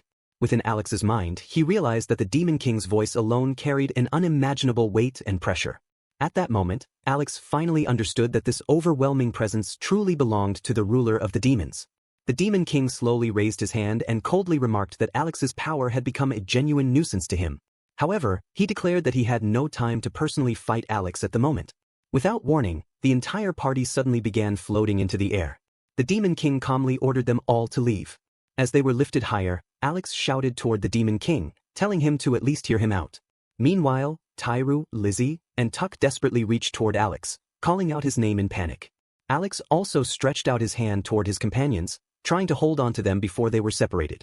Watching the scene unfold, the Demon King muttered dismissively that their struggle was meaningless. Just before their hands could touch, the entire party vanished completely. The castle suddenly fell silent, leaving only Laro behind before the Demon King. Laro quickly begged his king to leave the intruders to him, angrily calling them weak pests. However, before he could finish speaking, the Demon King thundered a single command for silence. The crushing force behind his voice immediately silenced Laro. The Demon King coldly stated that he did not trust Laro. He further explained that the intruders had only managed to reach the castle because of Laro's mistake. In the end, the Demon King declared that the only person he truly trusted was himself. Laro's eyes widened in fear after hearing those words. Only after the Demon King disappeared did he finally release a long sigh of relief, realizing the terrifying pressure had lifted. Some time later, Alex suddenly opened his eyes and regained consciousness. A bearded man standing nearby immediately shouted in surprise upon seeing him awaken. Alex slowly sat up and looked around in confusion as the man excitedly called out to the others that he was awake. Still disoriented, Alex wondered where exactly he had ended up. Chapter 8 began with a man shouting in disbelief at the sight of Alex. The man loudly questioned why such a scrawny person was there, insisting that only muscular warriors were supposed to exist in their country. He continued ranting that despite the walls and guards protecting the area, Alex had somehow managed to enter. Alex calmly explained that the Demon King had thrown him there. The muscular men around him immediately reacted in shock. Several voices erupted at once, repeating the words, "Demon King?"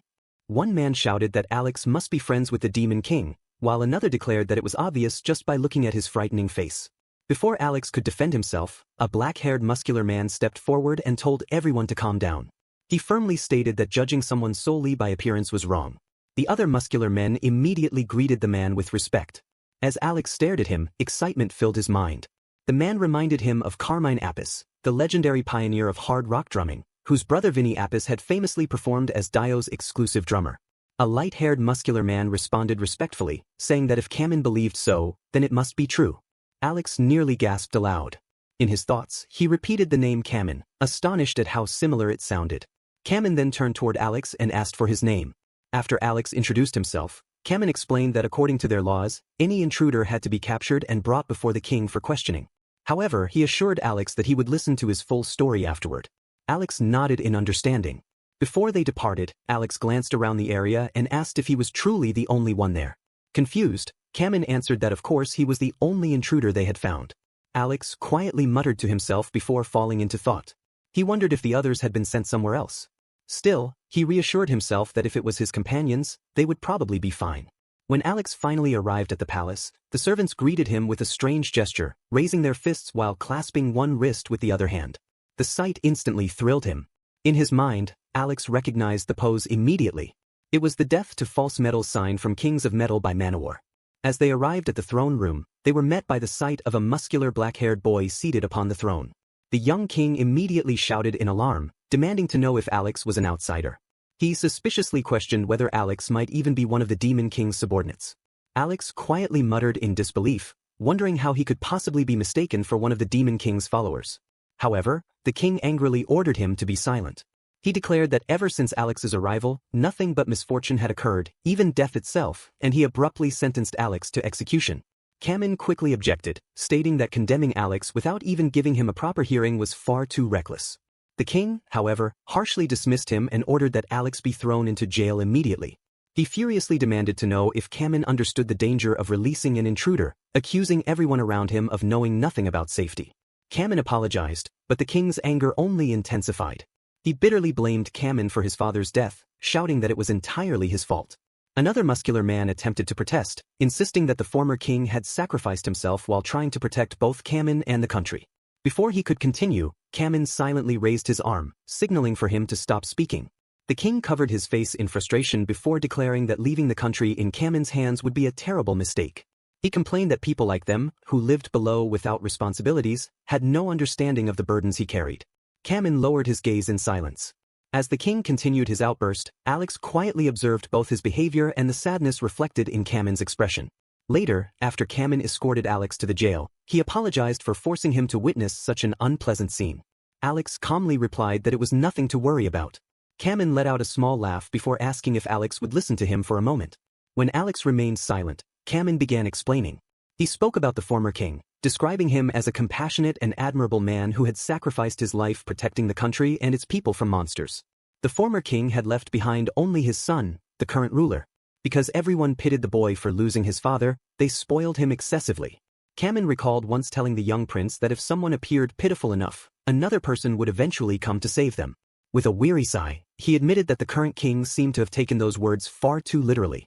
Kamen concluded by calling themselves disappointing. A brief silence followed before Alex suddenly looked around, noticing a strange and unsettling noise echoing through the area. Kamen heard it as well and questioned what it could be. Moments later, someone shouted that they were under attack. Soon, giant flying mantises came rushing toward the palace. A level 27 giant mantis landed directly in front of Alex and Kamen. As Alex stared at the creature, excitement filled his mind. He immediately compared it to the Mantis of Terror, by praying mantis from the new wave of British heavy metal. While he was busy admiring the monster, another giant mantis suddenly rushed toward him from the side. Before the attack could land, Kamen instantly appeared beside Alex and blocked it. He warned Alex to be careful, explaining that monsters like these occasionally attacked their country. Alex then observed the muscular warriors battling the giant mantises throughout the area. Among them, Kamen stood out as he effortlessly defeated one of the creatures. Impressed, Alex commented on Kamen's strength. Kamen laughed proudly before flexing his muscles and joking that, unlike Alex, they constantly trained to improve their physiques. At that moment, the king suddenly appeared and angrily shouted that everything happening was Alex's fault.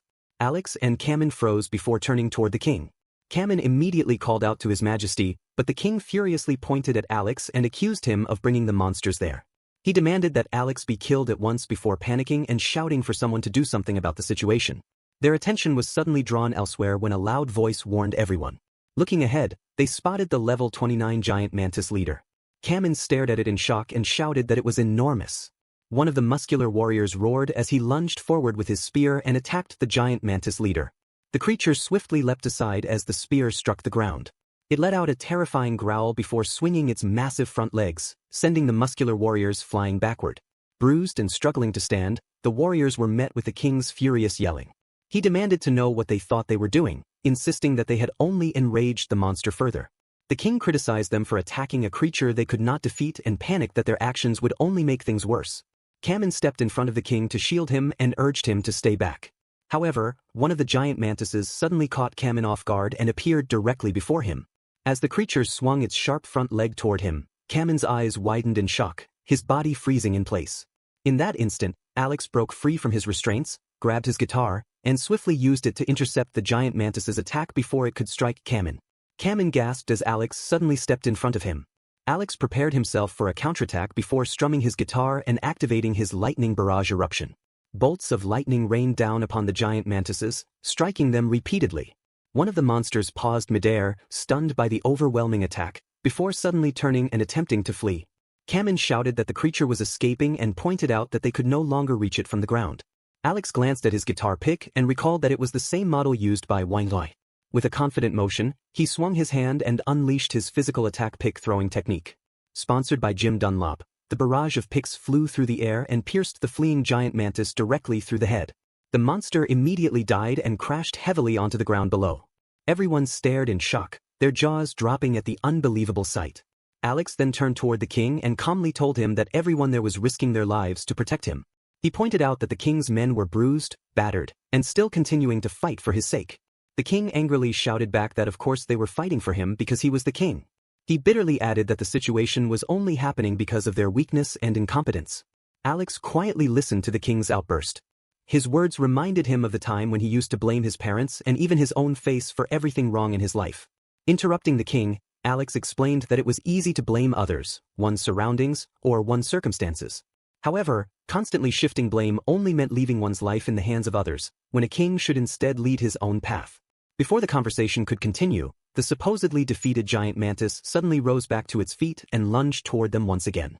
Kamen immediately stepped forward to shield the king. Alex smirked slightly as he remarked that there would always be people willing to lend their strength, even to someone who blamed them. Activating God of Thunder, Alex unleashed a devastating burst of electricity that completely fried the giant mantis. The creature finally collapsed for good. The muscular warriors erupted into cheers. One shouted that they had won, while another celebrated that the monster was finally down. The men gathered around Alex, raising the manhwa sign as they praised him enthusiastically. Some called the moment amazing, while others declared that Alex was incredibly cool. However, before the celebration could continue, the king noticed another giant mantis appearing directly behind him. Terror overtook him as the creature rushed forward to attack. In an instant, Kamen threw himself in front of the king and blocked the giant mantis's strike with his own body. Blood splattered everywhere as the king stared in horror. At that moment, he reflected on how he had always blamed Kamen for everything. Overcome with anger and despair, the king let out a furious curse before charging straight at the giant mantis. With all his strength, he drove his spear directly into the creature's head. The muscular warriors watched in complete disbelief. After the battle, the king rushed toward Kamen with tears streaming down his face. He thanked Kamen for saving his life and admitted that he had spent so long pouring all of his pain and suffering onto the people around him. Even so, they had continued to care for him despite everything. However, he finally realized that, over time, they had also begun distancing themselves from him. The king confessed that by constantly making himself the victim, he had turned everyone else into the aggressors in his eyes. Raising his voice with determination, he declared that, as both a king and a man, he needed to take responsibility for himself and for his country, just as his father once had. Suddenly, Kamen sprang back to life and loudly called out to his king. The king jumped in shock before shouting Kamen's name in disbelief, unable to comprehend that he was still alive. Kamen proudly flexed his muscles and declared that someone with muscles like his was not going to die so easily. The entire group erupted into celebration. The muscular warriors rejoiced and raised the manhwa sign together in triumph.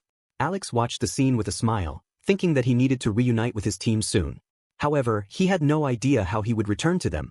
At that moment, a woman's voice suddenly echoed nearby, saying that she had heard he might need a little help. Everyone turned in surprise and saw a shoebill speaking with the voice of a woman.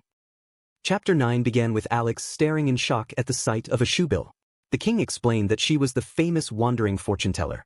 The woman introduced herself to Alex as M, and Alex greeted her with a nod. Kamen then remarked that her visit had come at the perfect time. M turned to Alex and asked what he wished for. Alex answered that he wanted to reunite with his teammates. M told him that if that was truly his wish, then he should walk straight in the direction she pointed and do exactly as she said. If he followed her guidance, his wish would surely be granted. Alex thanked her, but M continued by saying that something about him felt different. Confused, Alex explained that he was from another world, someone unlike anyone they had seen before. M noticed a strange glow surrounding him, and her gaze shifted toward his weapon. Alex asked if she meant his guitar.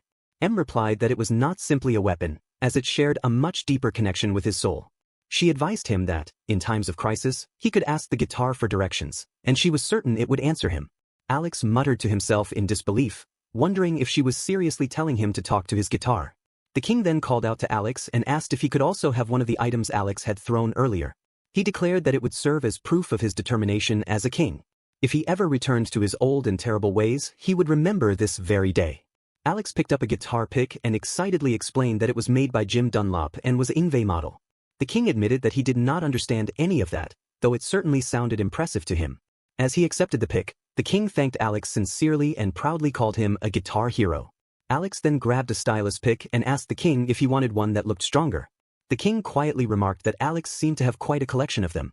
Meanwhile, deep within a forest a few days after the incident at the Demon King's castle, Tairu wandered aimlessly among the trees while wondering where in the world he was. After making his way through the thick forest, he eventually came across a village. Relieved, he thought to himself that he could finally get some rest. However, the moment he entered the village, Tairu froze in place. His eyes widened in horror as he realized that it was a village of lizardmen. Panic immediately filled his mind, as lizardmen were known for being cruel and merciless. Preparing himself for an attack, Tairu stood on guard. But instead of hostility, one of the lizard men suddenly shouted that he was wounded.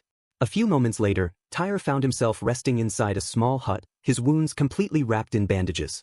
The lizard man who had treated him explained that he would be fine staying there until he recovered, though he warned that there was not much to see in their village.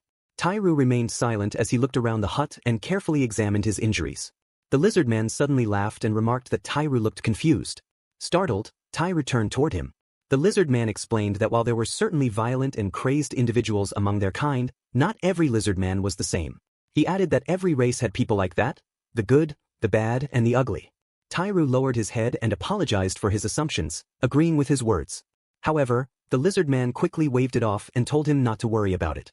Their race was already aware that they were far different from the image most people had of them. A few days later, Tyru prepared to continue his journey. The lizard man asked if he was leaving already, and Tyru answered that his team was waiting for him. The lizard man nodded and wished him safe travels. Tyru sincerely thanked him for everything the village had done for him. Suddenly, both of them jumped at the sound of a loud commotion coming from outside. They rushed out of the hut, and Tyru's eyes widened as he saw a group of armed humans gathered at the edge of the village. One of the humans shouted for everyone to kill the lizard men and leave none alive. Tyru immediately stepped forward and yelled at them to stop, insisting that the villagers were not bad people. However, one of the humans barked back that it did not matter. He declared that wiping out a dangerous village of lizard men would earn them a massive reward. The lizard men growled fiercely as they tightened their grips on their weapons, preparing for battle. Tyru moved beside the lizard men and cracked his knuckles before telling them that he would help fight alongside them. The lizard men stared at him in disbelief. Tyru simply smiled and said they could consider it his way of repaying their kindness. The humans and lizard men charged at one another, and chaos erupted across the village as the battle began. In the middle of the fighting, Tyru was suddenly caught off guard by a powerful punch to the stomach. The impact sent him flying backward. Both Tyru and the lizard men gasped as another beast man stepped forward from the crowd. The newcomer coldly remarked that Tyru had grown stronger, but was still nothing compared to him. The beast man, a lion-headed mercenary named Valo, stood before them with an intimidating grin. He was a level 27 mercenary, and he greeted Tyru as though they were already familiar with one another. Tyru growled Valo's name and angrily told him that the lizard men were his friends. He questioned how Valo could take part in such a one-sided attack without feeling any sense of guilt or immorality. Valo calmly replied that he felt nothing at all. Once he accepted a job, his duty was to complete it without question and without allowing emotions to interfere. Even if the target happened to be a friend or a member of his own family, it would make no difference. According to Valo, that was the tradition of his village. Work was work, payment was payment, and that was the end of the story. Scoffing, Valo then asked Tyru whether he had even been hired for this battle. Since he clearly had not, Valo could not understand why Tyru was sticking his nose into someone else's business and getting himself hurt over something so pointless. To him, Tyru was simply an idiot. Tyru quietly repeated the word pointless before slowly standing back up. He admitted that if he were the old Tyru, he probably would have agreed. If he were still the version of himself shaped entirely by harsh traditions, he never would have fought back. As memories surfaced in his mind, Tyru recalled Alex constantly asking him what he truly wanted. At last, Tyru realized there was only one answer. He declared that he wanted to be the person he was now. He wanted to protect the lizard men, and he would fight for that belief. Valo crossed his arms and let out a chuckle, calling Tyru a complete moron. It had been a while since they had last met, but to Valo, Tyru seemed like he had smashed his head against a rock somewhere along the way. Tyru silently acknowledged that Valo's level was still far higher than his own. Suddenly, a voice behind Tyru excitedly shouted about a dinosaur-themed Finnish heavy metal band for children called Hevasaurus. Tyru's eyes widened in shock the moment he heard it. He quickly turned around, instantly recognizing the voice. Both Tyru and the lizard men stared in disbelief as Alex appeared behind them. Tyru immediately shouted Alex's name, while Alex casually greeted him again as Taro. Tyru paused before correcting him once more. Alex then looked around at the tense battlefield and asked what exactly was going on. Tyru replied that he would explain later, but for now, he wanted to protect the lizard men. Apologizing, he asked if he could borrow Alex's strength. Alex nodded, though his thoughts were still focused on Hevasaurus. However, his attention quickly shifted when he saw the confused-looking Valo. Instantly, Alex compared him to Berserk from the Northern European power metal band Beast in Black. Tyru explained that Valo had always been his enemy and said he wanted to settle things with him personally. He then asked Alex if he could handle the rest of the enemies. Alex agreed without hesitation. Tyru turned to the lizard men and told them to stay back because he and Alex would handle everything from there. Standing side by side, Tyru declared that it was time for them to move. One of the lizard men desperately warned them not to act so recklessly. But by then, Tairu and Alex had already charged straight into battle. Tairu immediately charged toward Valo while Alex confronted the group of humans. One of the humans shouted in disbelief, asking if Alex had really come alone and demanding to know who he thought he was. The man then ordered everyone to gang up on him at once. As the humans rushed forward, Alex calmly lifted his guitar and activated his lightning barrage. Bolts of lightning erupted toward the attackers, instantly overwhelming them. The lizard men watched in complete shock before erupting into cheers. One shouted that they had done it, while another excitedly called Alex amazing. Valo froze for a brief moment after witnessing Alex's attack. In disbelief, he thought that there was no way someone as frail-looking as Alex could possess that kind of power. Tairu quickly shouted at Valo not to take his eyes off his actual opponent. Smirking, Valo effortlessly dodged Tairu's incoming attack before countering with a powerful punch straight to Tairu's face. Catching Tairu off guard, Valo continued unleashing a relentless barrage of attacks. While striking him repeatedly, Valo declared that the difference in power between them was far too great and asked if Tairu still could not understand that. To him, Tairu was still nothing more than a fool. Tairu managed to block another attack and admitted that Valo was right about the difference in strength. However, in the next instant, Tairu caught one of Valo's punches with his bare hand. Staring directly at him, Tairu declared that there was no way he was going to lose. With a fierce shout, Tairu drove a powerful uppercut into Valo's jaw and yelled that Valo was someone he absolutely needed to surpass. Valo's eyes turned blank white as the impact launched him backward. Watching from nearby, Alex remarked that Tairu had actually done it. Tairu laughed proudly and agreed. The two of them then clasped hands together in victory. At that moment, Tairu leveled up from level 21 to level 22. After the battle ended, the lizard men gathered around Tairu and Alex to thank them. One of the villagers happily declared that they had been saved because of the two of them, and that all the attackers had fled with their tails between their legs. Another lizard man then asked Tairu if he was still planning to leave. Tairu answered that he was. As Alex listened to Tairu speaking with the lizard men, panic suddenly crept into his mind as he wondered where they were supposed to go next. Then he remembered M's words about asking his guitar for directions in times of crisis. Alex slowly looked down at his guitar and awkwardly asked it where they should go next. He then pressed his ear against the instrument and waited for a response. A moment later, Alex's eyes widened in shock as a voice suddenly cried out in excitement that Alex had finally decided to listen to him. Appearing before him was a bald-headed metaller fairy, enthusiastically calling Alex his comrade.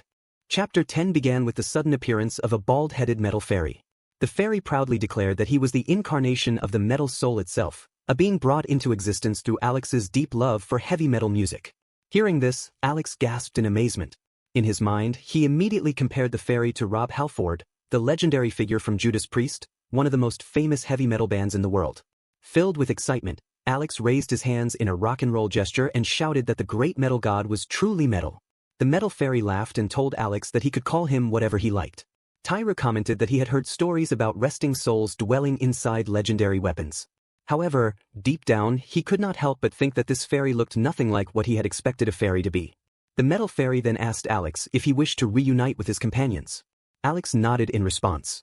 After a brief moment of thought, the fairy explained that someone Alex was searching for was currently in the fairy kingdom.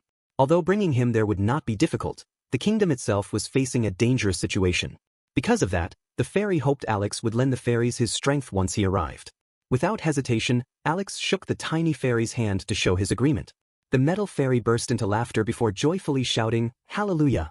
He declared that Alex was truly his comrade and thanked both him and Tairu. Meanwhile, a few days earlier, shortly after the incident at the Demon King's castle, Tuck lay unconscious somewhere far away. A fairy landed on his head while several more gathered around him. One fairy nervously pointed out that he was a human.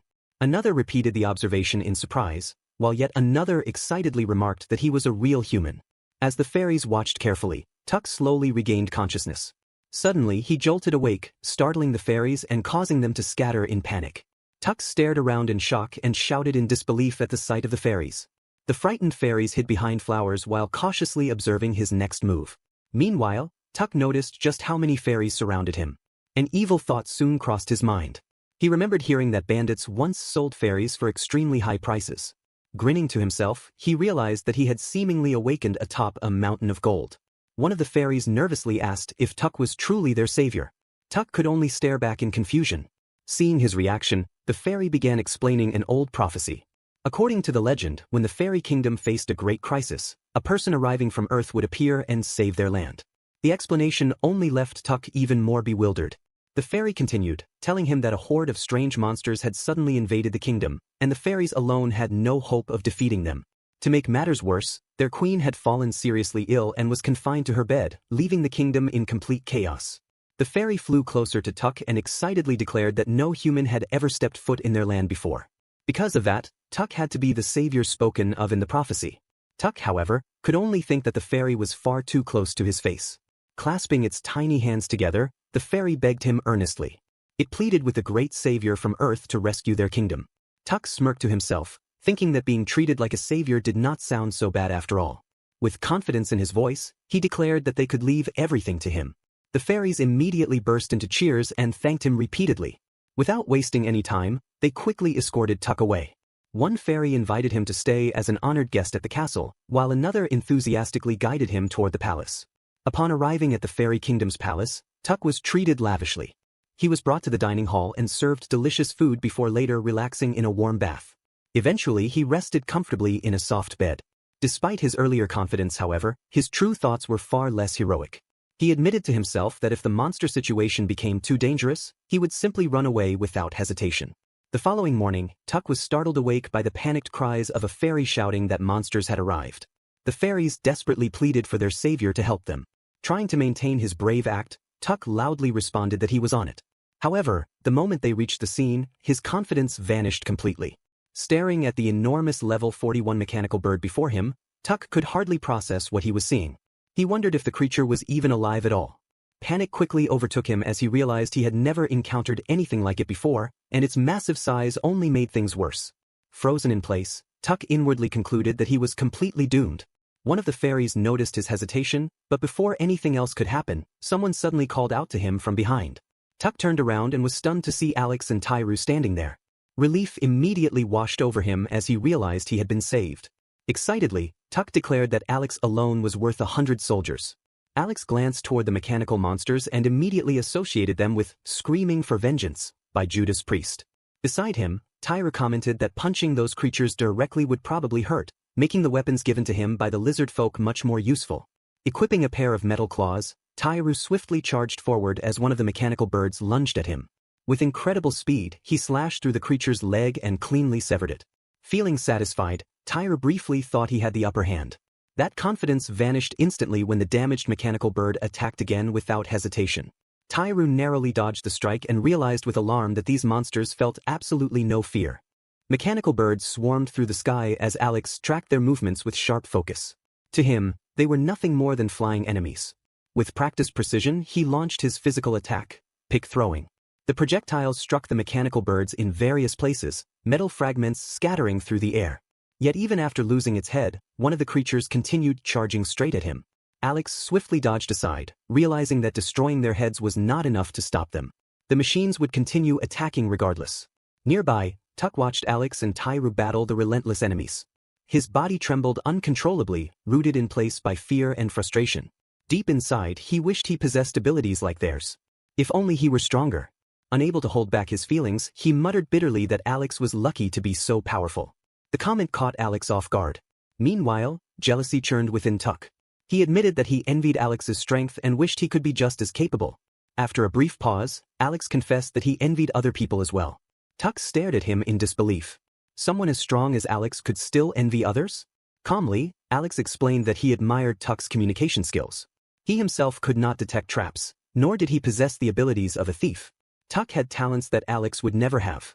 They were different people, each with strengths the other lacked. Tuck was Tuck, and Alex was Alex. Those words lingered heavily in Tuck's mind. Strengths he had never truly considered his own before. He had spent so long admiring stronger people that he never stopped to think about what he could do better than others. Could there really be something only he was capable of? Alex's words echoed again in his thoughts. Communication skills. Detecting traps. Thieving abilities. Things Alex could not do. Things only he could. As the battle raged on, sharp cries suddenly rang out. The fairies had been cornered. Tuck's eyes widened as he saw the mechanical birds closing in, their talons stretching forward to seize the helpless fairies. Without hesitation, Tuck rushed toward them. This was something he could do. He quickly swept the fairies out of danger just before the claws struck. Relief spread across his face as the fairies cheered excitedly, calling him their savior. But the moment was cut short when Tuck sensed another mechanical bird charging from behind. Fear froze him for an instant before instinct took over. He activated his thief's special skill, hiding, stealth mode. The mechanical bird abruptly halted, confused as it searched the area, unable to find any trace of him. While the mechanical bird remained distracted, Tuck quietly emerged behind it and sprinted away with the fairies. Once they had gained enough distance, he urged them to fly away as quickly as possible. The fairies nodded eagerly and thanked him over and over before soaring into the air. Tuck waved goodbye as their grateful voices echoed behind him. Returning to the battlefield, Tuck immediately activated his thief's special skill, searching. Information about the enemies quickly became clear to him. Without wasting a second, he shouted to Tairu that the mechanical bird's weak point was on their backs and told him to strike there. Tairu acknowledged the warning with a calm response before leaping high into the air. As he closed in on one of the machines, he muttered to himself that the back was the key. His blade flashed downward, slicing cleanly into the mechanical bird's weak point. The creature immediately lost control and crashed to the ground. Tairu smirked in satisfaction before raising a hand toward Tuck in thanks. Tuck responded with an enthusiastic thumbs up before turning toward Alex and shouting that lightning attacks were also effective against the enemies. Alex narrowed his eyes at the swarm of mechanical birds as he pieced the information together. Their backs and lightning attacks were their weaknesses. Tightening his grip on his guitar, he began to play, unleashing his skill, Lightning Barrage Eruption. Bolts of electricity exploded across the battlefield, tearing through the mechanical birds one after another. Within moments, the entire swarm was destroyed. Tuck jumped in excitement and shouted that they had won. Alex casually patted him on the head and praised him for doing a good job, leaving Tuck stunned by the unexpected gesture. While Alex and Tairu discussed the battle, Tuck quietly reflected on everything that had happened. For the longest time, he believed that becoming stronger and defeating enemies was all that mattered. But now he realized that strength came in different forms. He still did not fully understand what only he could do, but for the first time, he felt that he might truly possess abilities of his own. A laugh escaped him as he celebrated alongside Alex and Tairu. At that moment, Tuck's level rose from level 11 to level 12. Soon after, the fairies returned and excitedly gathered around him, calling him their savior once again. They expressed their heartfelt gratitude before one of them stepped forward with an important message. The fairy respectfully announced that their queen wished to meet the people from Earth and personally thank them for their help. Chapter 11 opened inside the palace of the fairy kingdom. A fairy guided the group through the grand halls and led them toward the queen's chamber, telling them the queen was waiting just ahead. When they entered the room, the queen welcomed them warmly despite lying weakly in bed. She thanked the heroes from Earth for protecting the kingdom and apologized for having them see her in such a frail condition. The moment Alex saw her, he was stunned by how much she resembled Sharon, the lead vocalist of Within Temptation, Europe's famous gothic symphonic metal band. Concerned, Tyre asked the queen why she had fallen ill. The queen explained that a terrible disease had spread throughout the kingdom, born from the miasma released by the monsters attacking their land. One of the fairies quickly added that if all the monsters were defeated, the queen would surely recover. However, the queen spoke with little hope left in her voice. She admitted that defeating the monsters was impossible, and said that she no longer cared what happened anymore. Hearing such despair from her deeply saddened Alex. After a brief silence, the queen quietly asked the heroes for a favor. Since she could no longer protect her country, she wanted them to help the fairies escape and survive. The fairies immediately burst into protest. They refused to abandon their queen, crying out that they could never leave her behind. To them, the queen was far too important to both the kingdom and its people. Despite their pleas, the queen only apologized softly before saying she needed to rest. As the group left the chamber, the fairies could not stop crying. Tuck tried his best to comfort them while they walked through the palace halls. The fairies spoke about how kind and caring their queen had always been, unable to understand why someone so gentle would say something so heartbreaking. Alex lowered his gaze, unable to forget the queen's hopeless words about no longer caring. Meanwhile, Tyre focused on the larger problem and asked where the monsters were coming from and why they were targeting the fairies in the first place.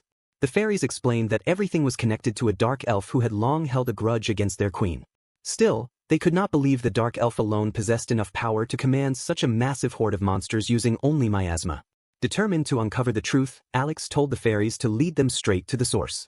The group eventually arrived at the dark and barren land where the dark elf resided. The air itself felt corrupted, thick with an overwhelming amount of miasma. Tairu immediately covered his face and grimly remarked that the concentration of miasma there was insane. Before anyone could react further, a woman's voice echoed through the wasteland. She casually commented that she thought intruders had arrived, only to realize it was merely the queen's fairies. The dark elf let out a disappointed sigh before her eyes shifted toward Alex. The moment she recognized him, her expression twisted into excitement. She declared that he was the man from another world the Demon King had been concerned about. To her, this encounter was perfect. She proudly announced that she would offer both the fairies and Alex's head to the great Demon King as proof of her loyalty. The fairies gasped in shock at the mention of the Demon King. One of them shouted in disbelief, asking if the dark elf had truly become one of his subordinates. The dark elf proudly proclaimed herself as Cardi, one of the Demon King's elite warriors. With a snap of her fingers, a massive level 72 dark Shin dragon appeared before them. She boasted that the Demon King himself had blessed her with power, and that her purpose was to completely destroy the fairy kingdom. Meanwhile, Alex could not help drifting into another one of his strange thoughts. The name reminded him of Ozzy Osbourne's legendary metal album Crime and Punishment and the song Shot in the Dark. Back in reality, Tyra growled as he watched the Shin dragon's enormous body expand while dark miasma poured from it endlessly. He shouted that the creature itself must be the source of the kingdom's corruption. One of the fairies angrily called the dragon pure evil. The metal fairy then revealed that long ago, the kingdom had nearly been destroyed once before, and that very same monster had been responsible for the catastrophe. Suddenly, the Shin dragon's eyes locked onto Tuck. Without warning, the creature slammed its massive hand down toward him. Tuck squealed in panic but barely managed to dodge the crushing attack. Tyru immediately stepped forward and ordered Tuck to stay back with the fairies. Tuck quickly obeyed and retreated. Nearby, the metal fairy muttered that the dragon's seal must have finally been broken. Still shaken, Tuck asked how the fairies had managed to defeat such a monster in the past. The metal fairy casually admitted that he had no idea. Tuck shouted in disbelief, only for the metal fairy to laugh and explain that he had simply heard legends about great saviors who once came to rescue the kingdom. Tuck groaned in frustration, realizing history was repeating itself again. Back on the battlefield, the Shin dragon unleashed a massive breath of miasma. The dark fog spread like a storm across the land. Tyra shouted that the miasma was far too dense for them to even approach the monster safely. Alex quickly pulled out his guitar picks and launched them using his physical attack skill. However, the moment the picks entered the cloud of miasma, they became trapped within it. Alex watched in disbelief as the dark energy swallowed every single one of his attacks whole. His expression hardened. Deciding to change tactics, he strummed his guitar and unleashed a blast of lightning toward the Shin dragon. But the dragon simply generated an even thicker wall of miasma that completely absorbed the lightning attack before it could reach its target. Tyru stared in shock as Alex's lightning vanished into the darkness. Even Alex himself could hardly believe what he had seen. Behind them, the metal fairy calmly explained that the creature was protected by a miasma wall. No matter how powerful their attacks were, the miasma would consume them all the same. The dark Shin dragon suddenly reappeared and unleashed another violent burst of miasma across the battlefield. The thick darkness spread rapidly in every direction. Seeing the incoming wave, Tyru immediately shouted that the miasma was coming and warned everyone that they were in serious trouble. As Alex and Tyru prepared themselves for the attack, the fairies suddenly flew in front of them and formed a barrier of light. To everyone's surprise, the fairies were able to hold back the deadly miasma. Tuck stared in amazement and shouted that the fairies could actually repel the miasma. One of the fairies explained that they had only recently discovered this ability themselves. Nearby, the metal fairy quickly pointed out the real problem.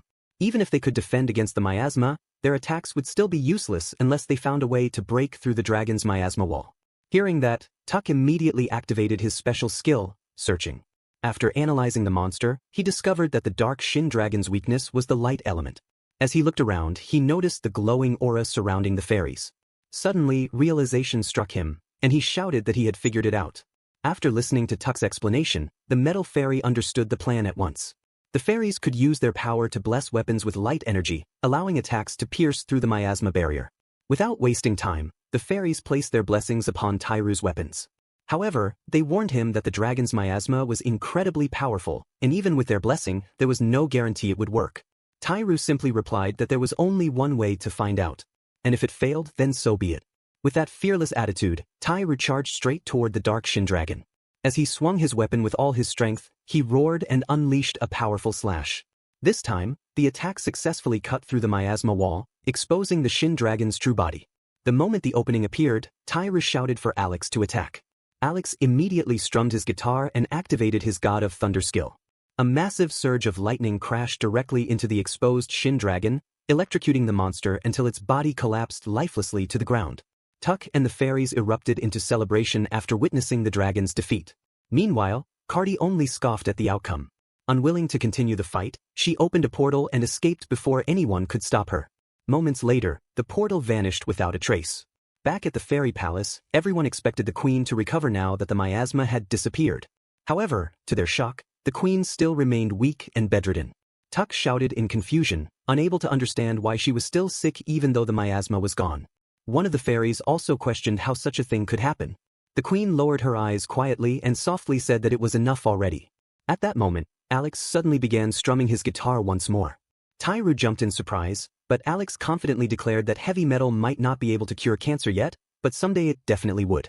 As he continued playing, Alex became convinced that if music possessed that kind of power, then just like in the German movie Heavy Metal in the Country, it should also be capable of curing other diseases as well.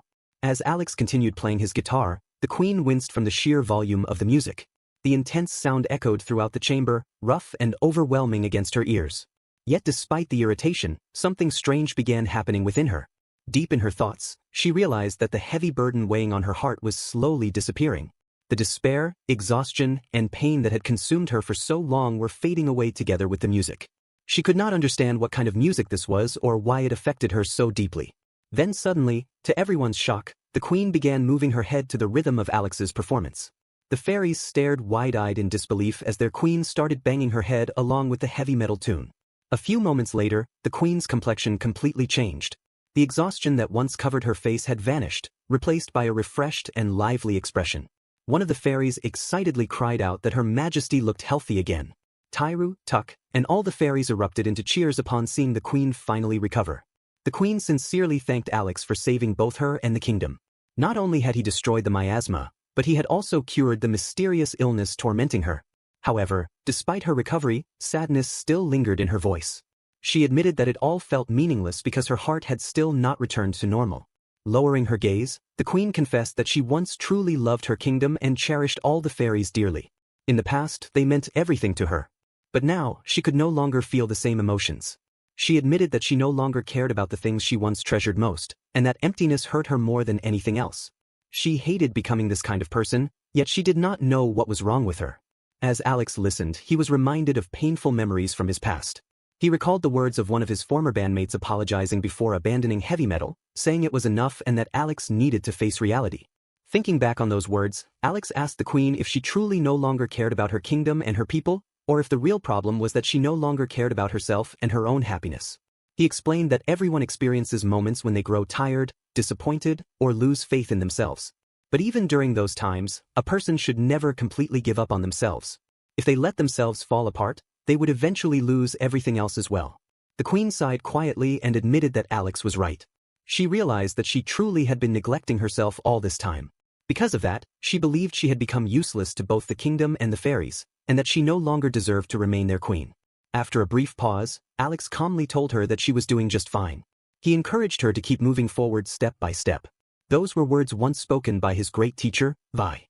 And according to Alex, the people around someone would always prove whether they were truly worthy or not. The moment he finished speaking, one of the fairies suddenly cried out, begging the queen not to say such painful things about herself. The fairy insisted that the queen had always cared for both the kingdom and its people more than anyone else. Another fairy immediately agreed, declaring her love for the queen as well. Soon, more fairies joined in, each voicing their support and affection for their beloved ruler. The queen softly muttered in surprise as she looked at them. In response, the fairies rushed forward and wrapped her in a warm embrace, telling her that she would always be their one and only queen. At last, the queen smiled genuinely once again. Tears of gratitude filled her eyes as she thanked everyone from the bottom of her heart. Hugging the fairies back, she promised that for their sake, she would learn to be happier and love herself more from now on. Elsewhere in the city, Lizzie quietly walked through the crowded streets alone. Chapter 12 began in the aftermath of the battle at the Demon King's castle. Lizzie slowly stirred back to consciousness as she heard someone calling her name. Her eyes fluttered open, only for Queen Amit to excitedly cry out her name the moment she awoke. Startled, Lizzie jolted upright while the queen immediately pulled her into a tight embrace. Still dazed and confused, Lizzie looked around before asking if she was back at the pyramid. After Lizzie explained everything that had happened, Queen Amit nodded in understanding and remarked that she finally understood how events at the Demon King's castle had unfolded. She admitted she had been genuinely shocked when Lizzie suddenly appeared before her. Lizzie quietly apologized, but Queen Amit dismissed it with enthusiasm, declaring that it was clearly fate at work. Confused by the statement, Lizzie listened as the queen happily suggested that she should simply stay there forever. Lizzie hesitated before bringing up what she truly wanted to say. Deep down, she knew she had spent a long time avoiding the truth, but she could no longer keep it hidden. Bowing her head, she apologized once more and admitted what she truly wished for. She wanted to return to her teammates. Queen Amit stared silently at Lizzie as their conversation continued. The more she listened, the more she noticed how Lizzie's expression changed whenever Alex was mentioned.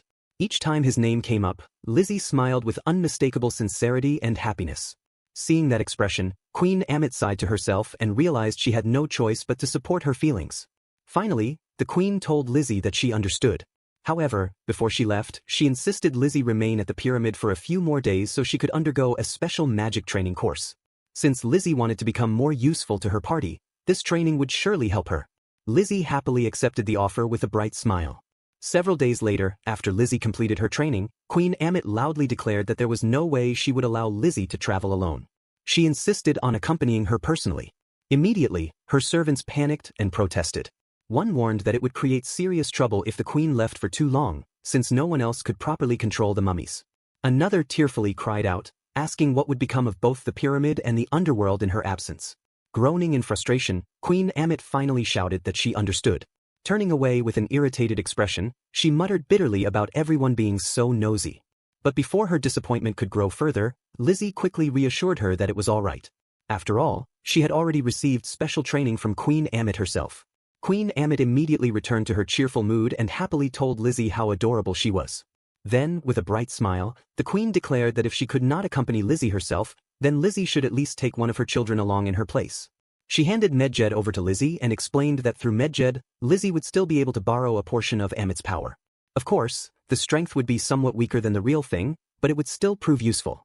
Lizzie gratefully thanked Queen Amit for everything she had done. Back in the present time, Lizzie had arrived in the city. As she walked through the crowded streets, a sudden loud commotion caused her to jump in alarm. In the middle of the city stood a terrifying level 99 synthetic Beastars monster. Shocked, Lizzie stared at the creature and wondered what exactly it was. Before she could think further, someone nearby shouted for people to move out of the way. Lizzie gasped when she spotted several familiar faces running through the chaos. There was the level 19 human merchant Lee, the level 16 human warrior David, and alongside them was a level 18 human mercenary named Ross. Realizing who they were, Lizzie shouted in surprise, while Lee froze in disbelief upon seeing her there. Suspiciously, Lizzie demanded to know if the monster was somehow their fault. Lee visibly flinched as memories of the previous incident came rushing back to him.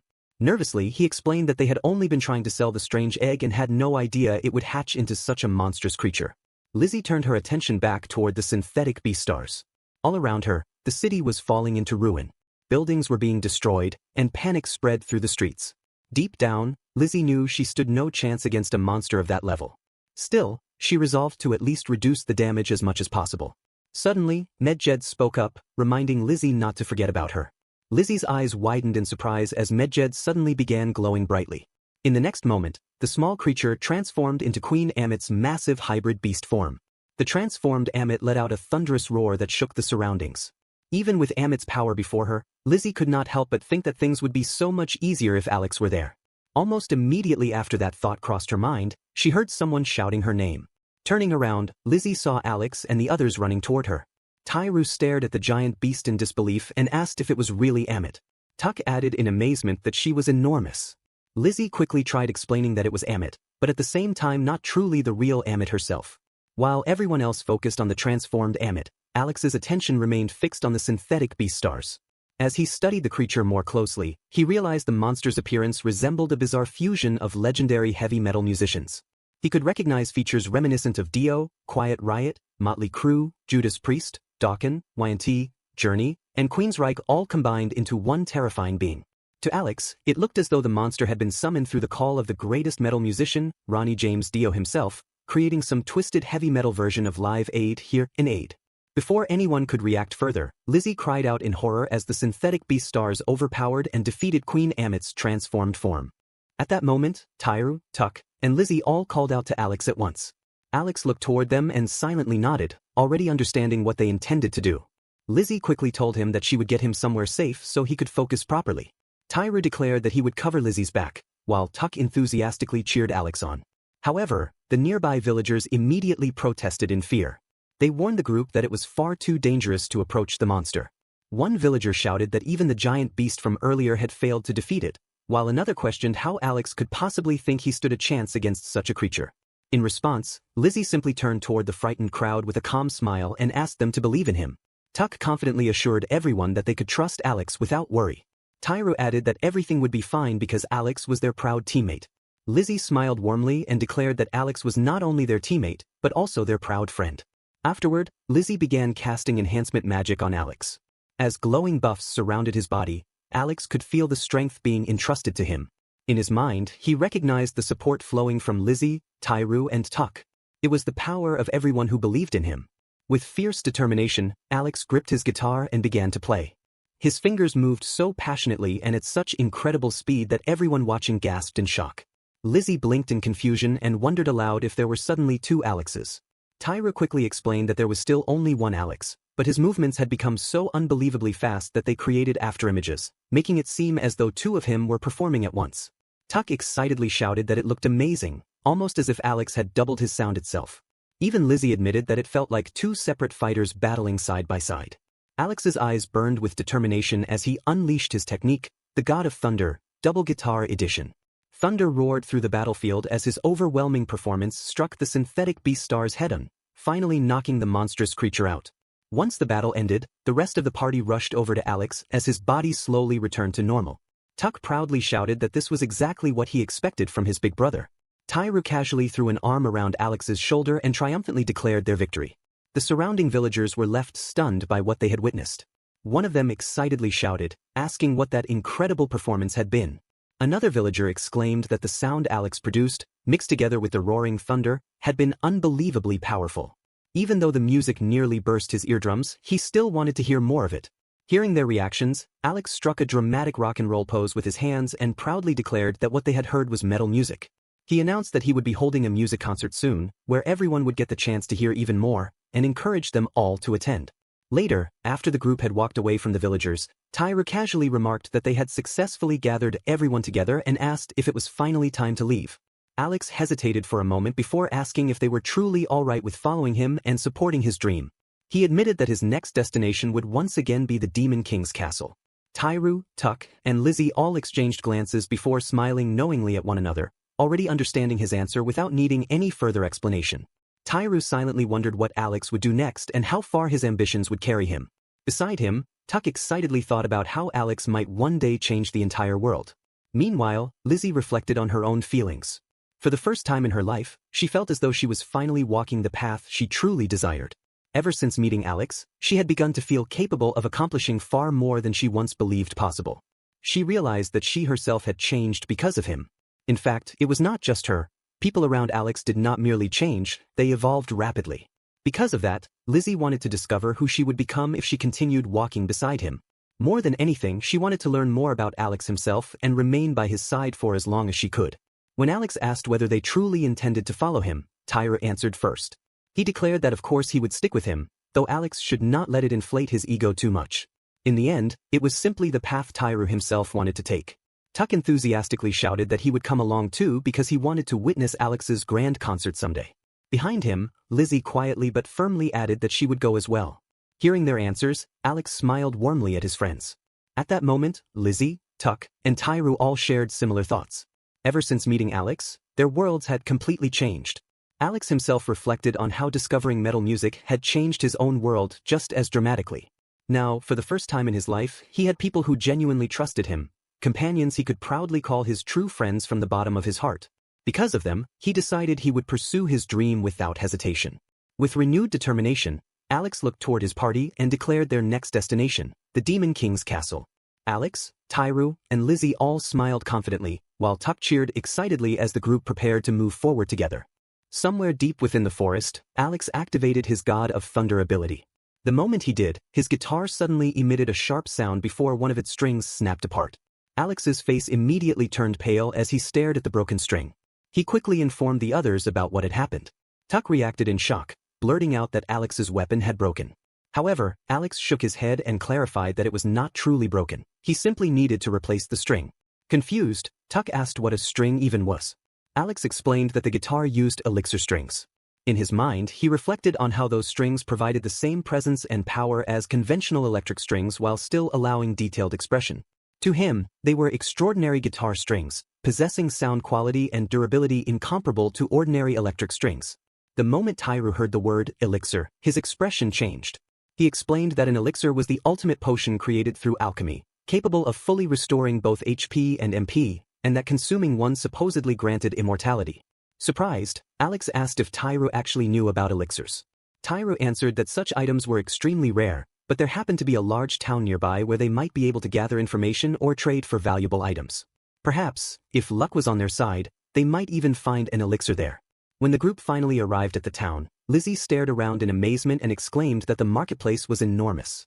Tuck immediately declared that they should split up and begin searching. At that moment, Queen Amit suddenly shouted excitedly, asking if they were going shopping. In an instant, she materialized in her original form and proudly declared that they could leave everything to her. Tuck jumped back in surprise before remarking that the strange creature from before really had transformed into Amit after all, now that he thought about it. Amit casually explained to Tuck that the earlier appearance had merely been her temporary form. As she wrapped her arms around Lizzie in excitement, Tuck turned toward Tairu and pointed out that if she truly was Amit, then she should know something about elixirs. Tairu then explained the entire situation to Amit. After hearing the story, she paused in thought before saying that there had once been an elixir inside the pyramid, though it had been several hundred years since she had last seen it. Tuck immediately shouted in disbelief at the mention of several hundred years. Meanwhile, Alex could only stare blankly in shock. In his mind, he wondered if guitar strings were really considered that valuable in this world. Back in his own world, he could buy one for around 2,000 yen. Tairu then asked Amit if that meant she truly had seen an elixir before. Amit confirmed that she had. Tairu responded that they would greatly appreciate her assistance. Amit smirked to herself, her thoughts drifting elsewhere. A shopping trip with Lizzie, that was all she really cared about. With obvious excitement, she declared that she understood the assignment and that she would be accompanying Lizzie. Lizzie looked utterly confused as she turned toward the others for help, only to be dragged away by the overly enthusiastic Amit. After the two women departed, Tairu turned toward the others and asked if they should get going as well. Alex nodded in agreement, while Tuck enthusiastically shouted that they should move out. Meanwhile, as Amit and Lizzie walked through the bustling marketplace, Amit cheerfully declared that they should finally enjoy some shopping. Lizzie looked startled by the suggestion and quickly insisted that they should really be focusing on searching for information instead. Amit glanced at her in disbelief and asked if Lizzie truly thought an elixir could be found in a place like this. Lizzie immediately cried out in surprise, asking if that meant it was impossible. However, she quickly regained her composure and argued that they should at least gather information while they were there. Amit let out a sigh before remarking that Lizzie was far too serious, though she admitted that it was actually a rather cute trait of hers. Then Amit casually revealed that she knew how to repair Alex's weapon. Lizzie's eyes widened in shock as she asked if that was true, then eagerly begged Amit to show her how. Seeing Lizzie suddenly filled with determination made Amit smile. She agreed, but warned Lizzie that she only did favors like this for special people. Lizzie immediately thanked her repeatedly. However, Amit quickly added one condition: Lizzie had to go on a shopping date with her. Confused, Lizzie asked her to repeat herself. Amit stared at Lizzie from head to toe before dramatically declaring, "Tell me, Lizzie the mage, is that really the only outfit you own?" She insisted that Lizzie needed something far cuter to make her charms stand out properly, then declared that she would personally choose some clothes for her. As they wandered through the market, Amit enthusiastically gathered outfit after outfit for Lizzie while muttering to herself that Lizzie's entire image needed a makeover. Before long, Lizzie emerged wearing a modern-style outfit. Amit excitedly asked what she thought about it, while Lizzie blushed shyly at the unfamiliar appearance. Next, Lizzie changed into a princess-style dress. Amit immediately praised it, declaring that it looked adorable on her. After that came a seal-themed outfit. Amit tilted her head and admitted that it felt slightly strange, but she still found Lizzie incredibly charming in it nonetheless. Finally, Lizzie changed into a sleeveless long gown. She blushed deeply as she nervously tugged at the outfit, embarrassed by how exposed her arms felt. Amit, meanwhile, was completely overwhelmed with excitement. She loudly declared that Lizzie looked adorable in absolutely everything she wore. To Amit, Lizzie was the very embodiment of cuteness itself, utterly gorgeous no matter the outfit. Amit then asked which outfit Lizzie liked best.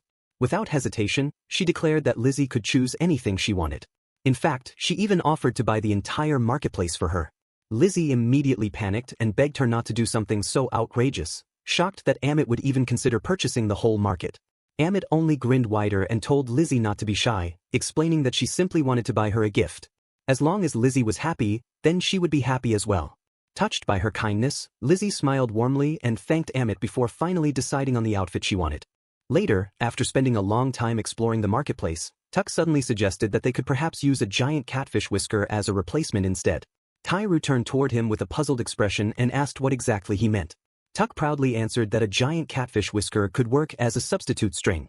The moment those words left his mouth, everyone gasped as yet another string on Alex's guitar snapped apart.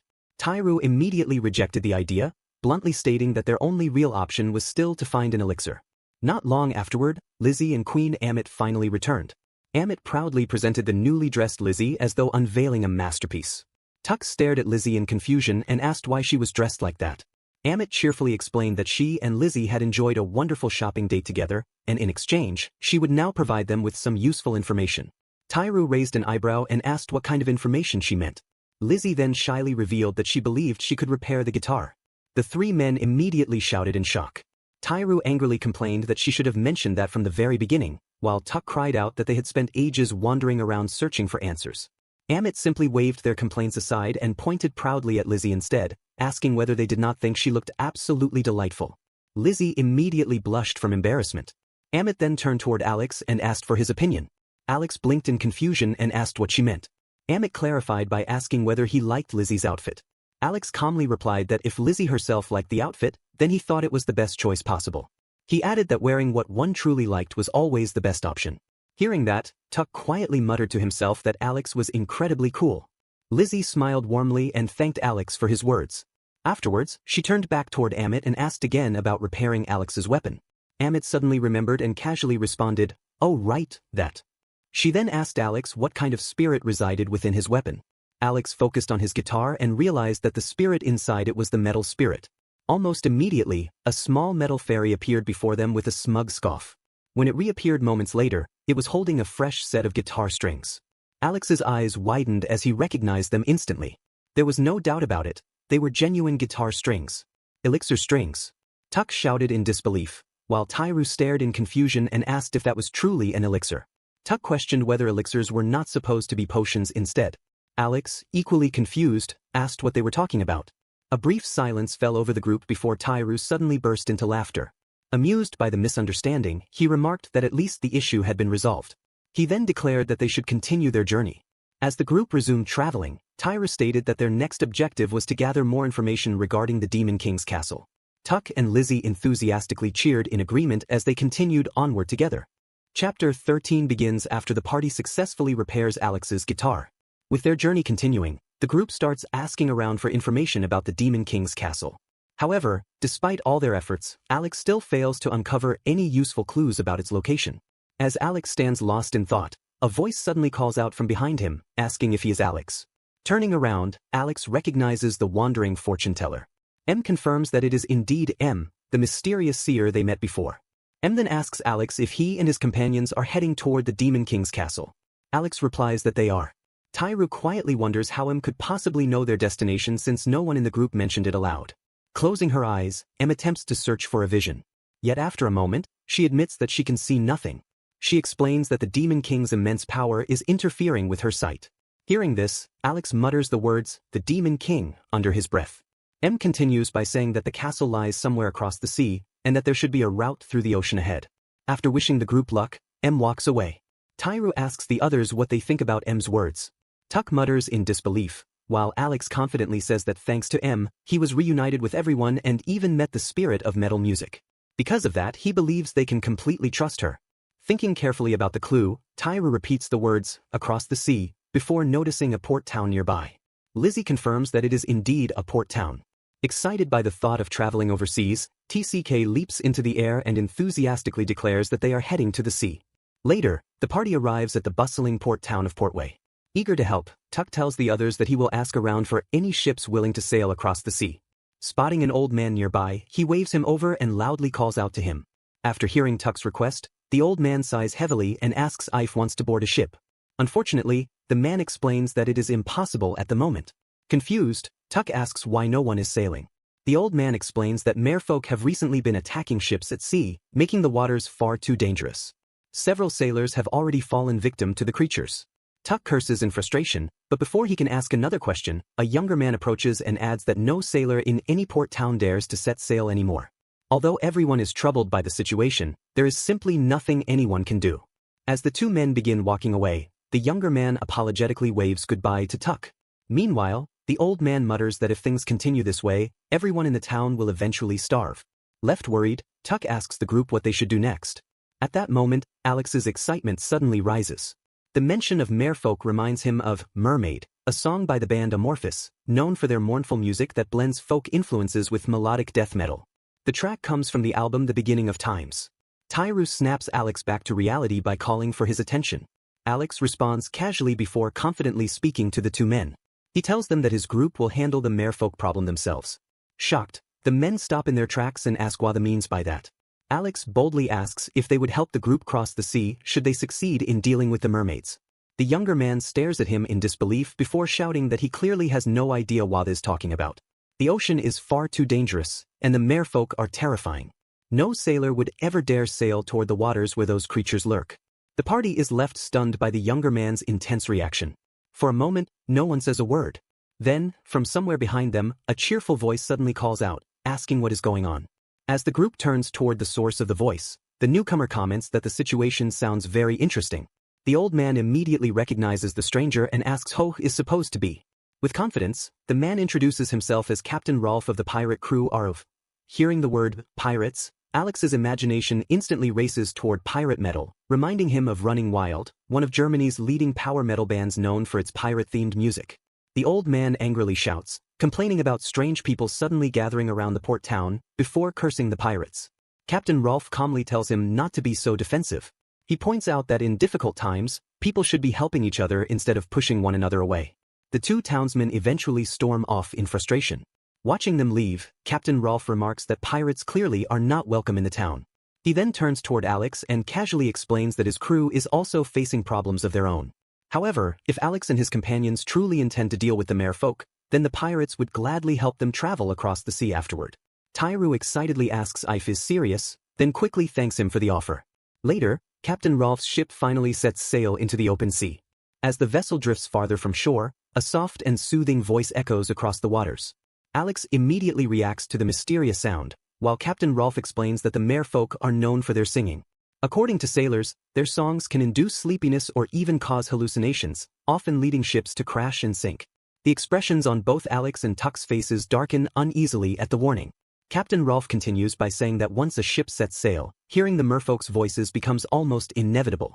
As the haunting melody reaches his ears, Alex raises an eyebrow in surprise. The mention of singing immediately catches his attention. Captain Rolf gazes out toward the ocean before announcing that a merfolk must be nearby.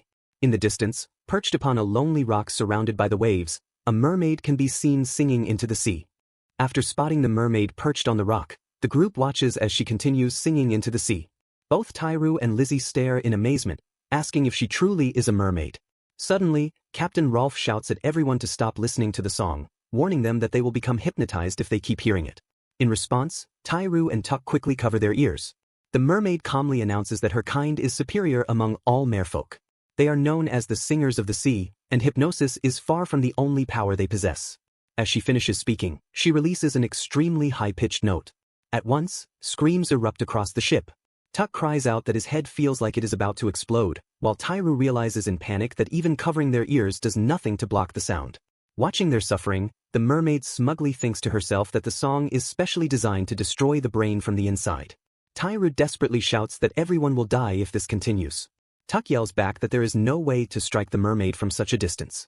Meanwhile, Lizzie silently worries that she cannot concentrate enough to cast a spell under the assault of the song. Even Captain Rolf mutters grimly that the situation has become dangerous. In the middle of the chaos, Alex suddenly grabs his guitar and begins playing with all his strength. The sound of his performance cuts through the air, overpowering the mermaid's voice. Startled, the mermaid freezes in disbelief, wondering how her singing could possibly be overshadowed. Furious, she shouts in frustration, demanding to know what that obnoxious noise is supposed to be. Tairu immediately realizes what is happening and excitedly declares that Alex's music is neutralizing the mermaid's singing. Captain Rolf watches the scene in awe, unable to believe what he is witnessing. To him, the sight is nothing short of incredible. The mermaid begins to panic, realizing that if this continues, everyone around her will recover. As Alex keeps playing, he notices the fear and desperation on her face. Sensing that something deeper is wrong, he suddenly stops. Confused, Tuck asks why he stopped playing. Alex quietly replies that he believes there is a deeper meaning behind the mermaid's actions. Wanting to understand the truth, Alex gently asks the mermaid if she can tell him more about herself. After a brief hesitation, the mermaid nods. Once the group disembarks from the ship, they meet the mermaid face to face. She explains that her family possesses the most powerful voices among all merfolk, which eventually caught the Demon King's attention. The mermaid recalls the day she confronted him. Filled with anger and defiance, she shouted at the Demon King, asking if he truly understood what he was demanding. While other merfolk might submit to his rule, she swore that she never would. The Demon King coldly responded that her ignorance failed to amuse him. He warned that killing them would be far easier than she imagined, and that only death awaited those who opposed him. Then he asked whether her family intended to stand against him as well. Though tears streamed down her face, the mermaid continued glaring at him defiantly. Yet in the end, forced by fear and despair, she lowered her head and reluctantly agreed to obey. In response, the Demon King cast a curse upon her and her family. Shocked and furious, the mermaid demanded to know why he would curse them after she had already agreed to listen. The Demon King answered coldly that the curse existed to prevent betrayal, because he trusted no one. Back in the present, silence lingers for a moment after the mermaid finishes telling her story. Tairu is the first to speak, realizing that the Demon King is essentially holding her family hostage. Lizzie quietly mutters that such cruelty is unforgivable, while Alex remains deep in thought.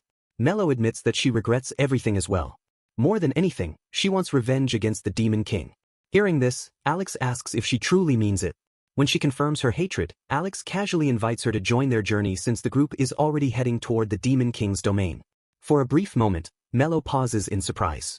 Then a bright smile spreads across her face. Grabbing Alex's hand enthusiastically, she agrees at once. She declares that she hates losing, and promises that one day she will beat the Demon King so badly that he will be reduced to tears. Afterward, the mermaid formally introduces herself as Mello and happily tells the group that she is glad to help them. Alex replies that the feeling is mutual and that they are happy to have her along. Curious, Tuck asks what kind of curse the Demon King placed on her. Mello apologizes and says that she cannot reveal it. Confused, Tuck asks why not, but Tyra quickly steps in and says there is probably an important reason behind her silence. As the ship continues sailing across the sea, Lizzie notices the beautiful bracelet Mello is wearing. She compliments it, prompting Mello to thank her warmly. Mello explains that the bracelet is a treasured heirloom passed down through her family, inherited from her mother. According to her, it is a powerful item capable of greatly amplifying one's abilities. To Mello, the bracelet is also her lucky charm. Suddenly, Captain Rolf appears behind the two girls and informs them that the ship is nearing port. Because of that, he suggests that Mello hide herself for a while. Hearing this, Mello pouts in annoyance but reluctantly understands. Once they return to the port, Captain Rolf loudly announces their arrival. Excited villagers immediately gather around, asking what happened out at sea. Alex begins trying to explain that the merfolk had their own reasons for attacking ships, but Captain Rolf quickly interrupts him. Instead, the pirate captain boldly declares that they defeated all the merfolk. The villagers instantly burst into cheers, celebrating the news and shouting that ships can safely return to the sea once more. While the crowd rejoices, Captain Rolf discreetly signals for Alex to stay quiet. Once things calm down, Tyra asks the villagers whether anyone could help the group travel to the far side of the sea, explaining that they are heading toward the Demon King's castle. The villagers react in shock at the mere mention of the Demon King. One villager nervously explains that helping them with such a journey is impossible. According to him, anyone who gets involved with the Demon King is doomed. He pleads for the group to understand their fear. Curious, Captain Rolf asks whether the party intends to defeat the Demon King. Surprisingly, Alex answers no. Confused by the response, Captain Rolf asks what their true goal is. Alex then calmly explains that they are actually trying to hold a music concert. For a moment, Captain Rolf struggles to maintain a serious expression. Eventually, however, he bursts into laughter. Shaking his head, he admits that he has absolutely no idea what Alex is talking about, but nevertheless thinks he is a good guy. Since the group has already come this far, Captain Rolf decides that they will personally help them cross the sea. Alex smiles gratefully and thanks him for the support. Far away from the ship, deep beneath the ocean waves, countless strange monsters silently swim through the dark waters. That night aboard Captain Rolf's ship, the atmosphere becomes lively and festive. The pirates raise their drinks high into the air, shouting, "Bottoms up," as laughter and celebration echo across the deck. Everyone drinks merrily, relieved to finally be sailing the seas once again. The party watches the cheerful scene with smiles on their faces. Lizzie comments that everyone seems incredibly happy, while Tuck happily stuffs himself with food. Nearby, Captain Rolf laughs loudly and tells the group not to hold back from joining the celebration. Then, with excitement in his voice, he proudly announces that they are finally back at sea. As the festivities continue, a young boy timidly approaches Captain Rolf. Curious, the captain asks what the matter is. The child gazes at him with admiration before explaining that Captain Rolf is the one who defeated the fish monsters and avenged his father. Because of him, everyone can sail safely again. Before Captain Rolf can respond, the boy excitedly thanks him and calls him Sir Pirate. The child then declares that when he grows up, he wants to become a great man of the sea just like his father. Hearing those words, Captain Rolf smiles warmly. Quietly, he says that if the boy truly wishes for it, then he believes he can achieve that dream. He gently pats the child on the head, prompting the boy to thank him once more. In response, Captain Rolf simply grins. Meanwhile, above the lively deck, Mello quietly watches the celebration from a higher part of the ship. Looking down at the crowd, she thinks about how lively and joyful everyone seems. Yet despite the cheerful atmosphere, doubt lingers in her heart. She wonders if such happiness and companionship are truly enough to stand against the Demon King's overwhelming power. Below, while the party continues, Alex quietly mutters that he has never really liked noisy places. Leaving the celebration behind, he climbs the stairs and gazes out at the moonlit night sky. Noticing him alone, Mello approaches and asks what is wrong. After a brief silence, Alex admits that he was simply remembering a time when he sat alone after a performance. Mello remarks that she never expected Alex to be the lonely type. Alex casually replies that he actually is. In the past, he was the kind of person who never truly trusted or relied on anyone. As he stares into the dark ocean, he quietly adds that things are different now. He now has teammates he can genuinely trust and depend on. Hearing this, Mello softly admits that she envies him. Curious, Alex asks why. Mello explains that she has never really had anyone she could rely on. With the burden of leading her family resting on her shoulders, she always felt she had to carry everything herself. Alex asks if she truly believes that. Then he explains that he only learned how to rely on others because of the friends he has now. Their support gave him the courage to stop facing everything alone. As he reflects on his thoughts, Alex recalls a quote from Joe Elliott, the famous vocalist of the English hard rock band Def Leppard. Alex remembers the words, "Humans cannot live in the past because life always moves forward." With that in mind, Alex tells Mello that perhaps it would be better for her to start trusting her friends more from now on. Mello turns to look at him quietly, reflecting on the idea of trust. Alex continues by saying that, personally, he would be proud to be someone others can trust and rely on. He also reminds her that it is alright to refuse burdens that are too difficult to bear alone. After listening carefully, Mello finally smiles faintly and admits that Alex is probably right. She thanks him sincerely for the advice. Alex casually replies that it is no problem at all. After some time, Alex and Mello find themselves sitting together beneath the quiet night sky. As the waves gently rock the ship, Alex suddenly asks Mello if she would like to become the vocalist for his grand musical concert. Confused but curious, Mello asks what exactly a grand musical concert is supposed to mean. Excitedly, Alex explains that it will be a massive stage performance meant to spread the joy of music to people all across the world. The moment she hears the idea, Mello's face lights up with excitement. She enthusiastically declares that it sounds incredible. Since she loves both singing and music, she immediately promises that she will absolutely take part in it. Alex grins and jokingly tells her, "Be there or be square." The following morning, Captain Rolf loudly announces that it is time to move out, and soon the pirate ship continues sailing across the sea. As the crew works aboard the ship, two pirates quietly talk among themselves. One remarks that he feels sorry for the young boy they met earlier. The boy's father had apparently been aboard a ship that was sunk by merfolk. Another pirate replies that there is not much they can really tell the child, though it is obvious that the boy deeply admires Captain Rolf. Standing nearby, Mello overhears the conversation. The moment the words reach her ears, she freezes. A storm of guilt suddenly fills her thoughts. In her mind, she realizes that she may have been responsible for the death of that boy's father. Until now, she had only been consumed by her own suffering and desire for revenge. Never once had she stopped to think about how her actions and the actions of her kind might have caused others to lose the people they loved. As Mello struggles with the weight of her thoughts, something enormous begins moving beneath the water beside the ship. Moments later, the massive shape rises to the surface. One by one, terrifying monsters emerge from the sea, their fierce eyes locked onto the ship. One of them suddenly shouts an order to bring Alex to them. Soon the creatures repeatedly begin chanting Alex's name. Tuck stares at the monsters in shock and demands to know what those things are. Captain Rolf grimly explains that they are merfolk.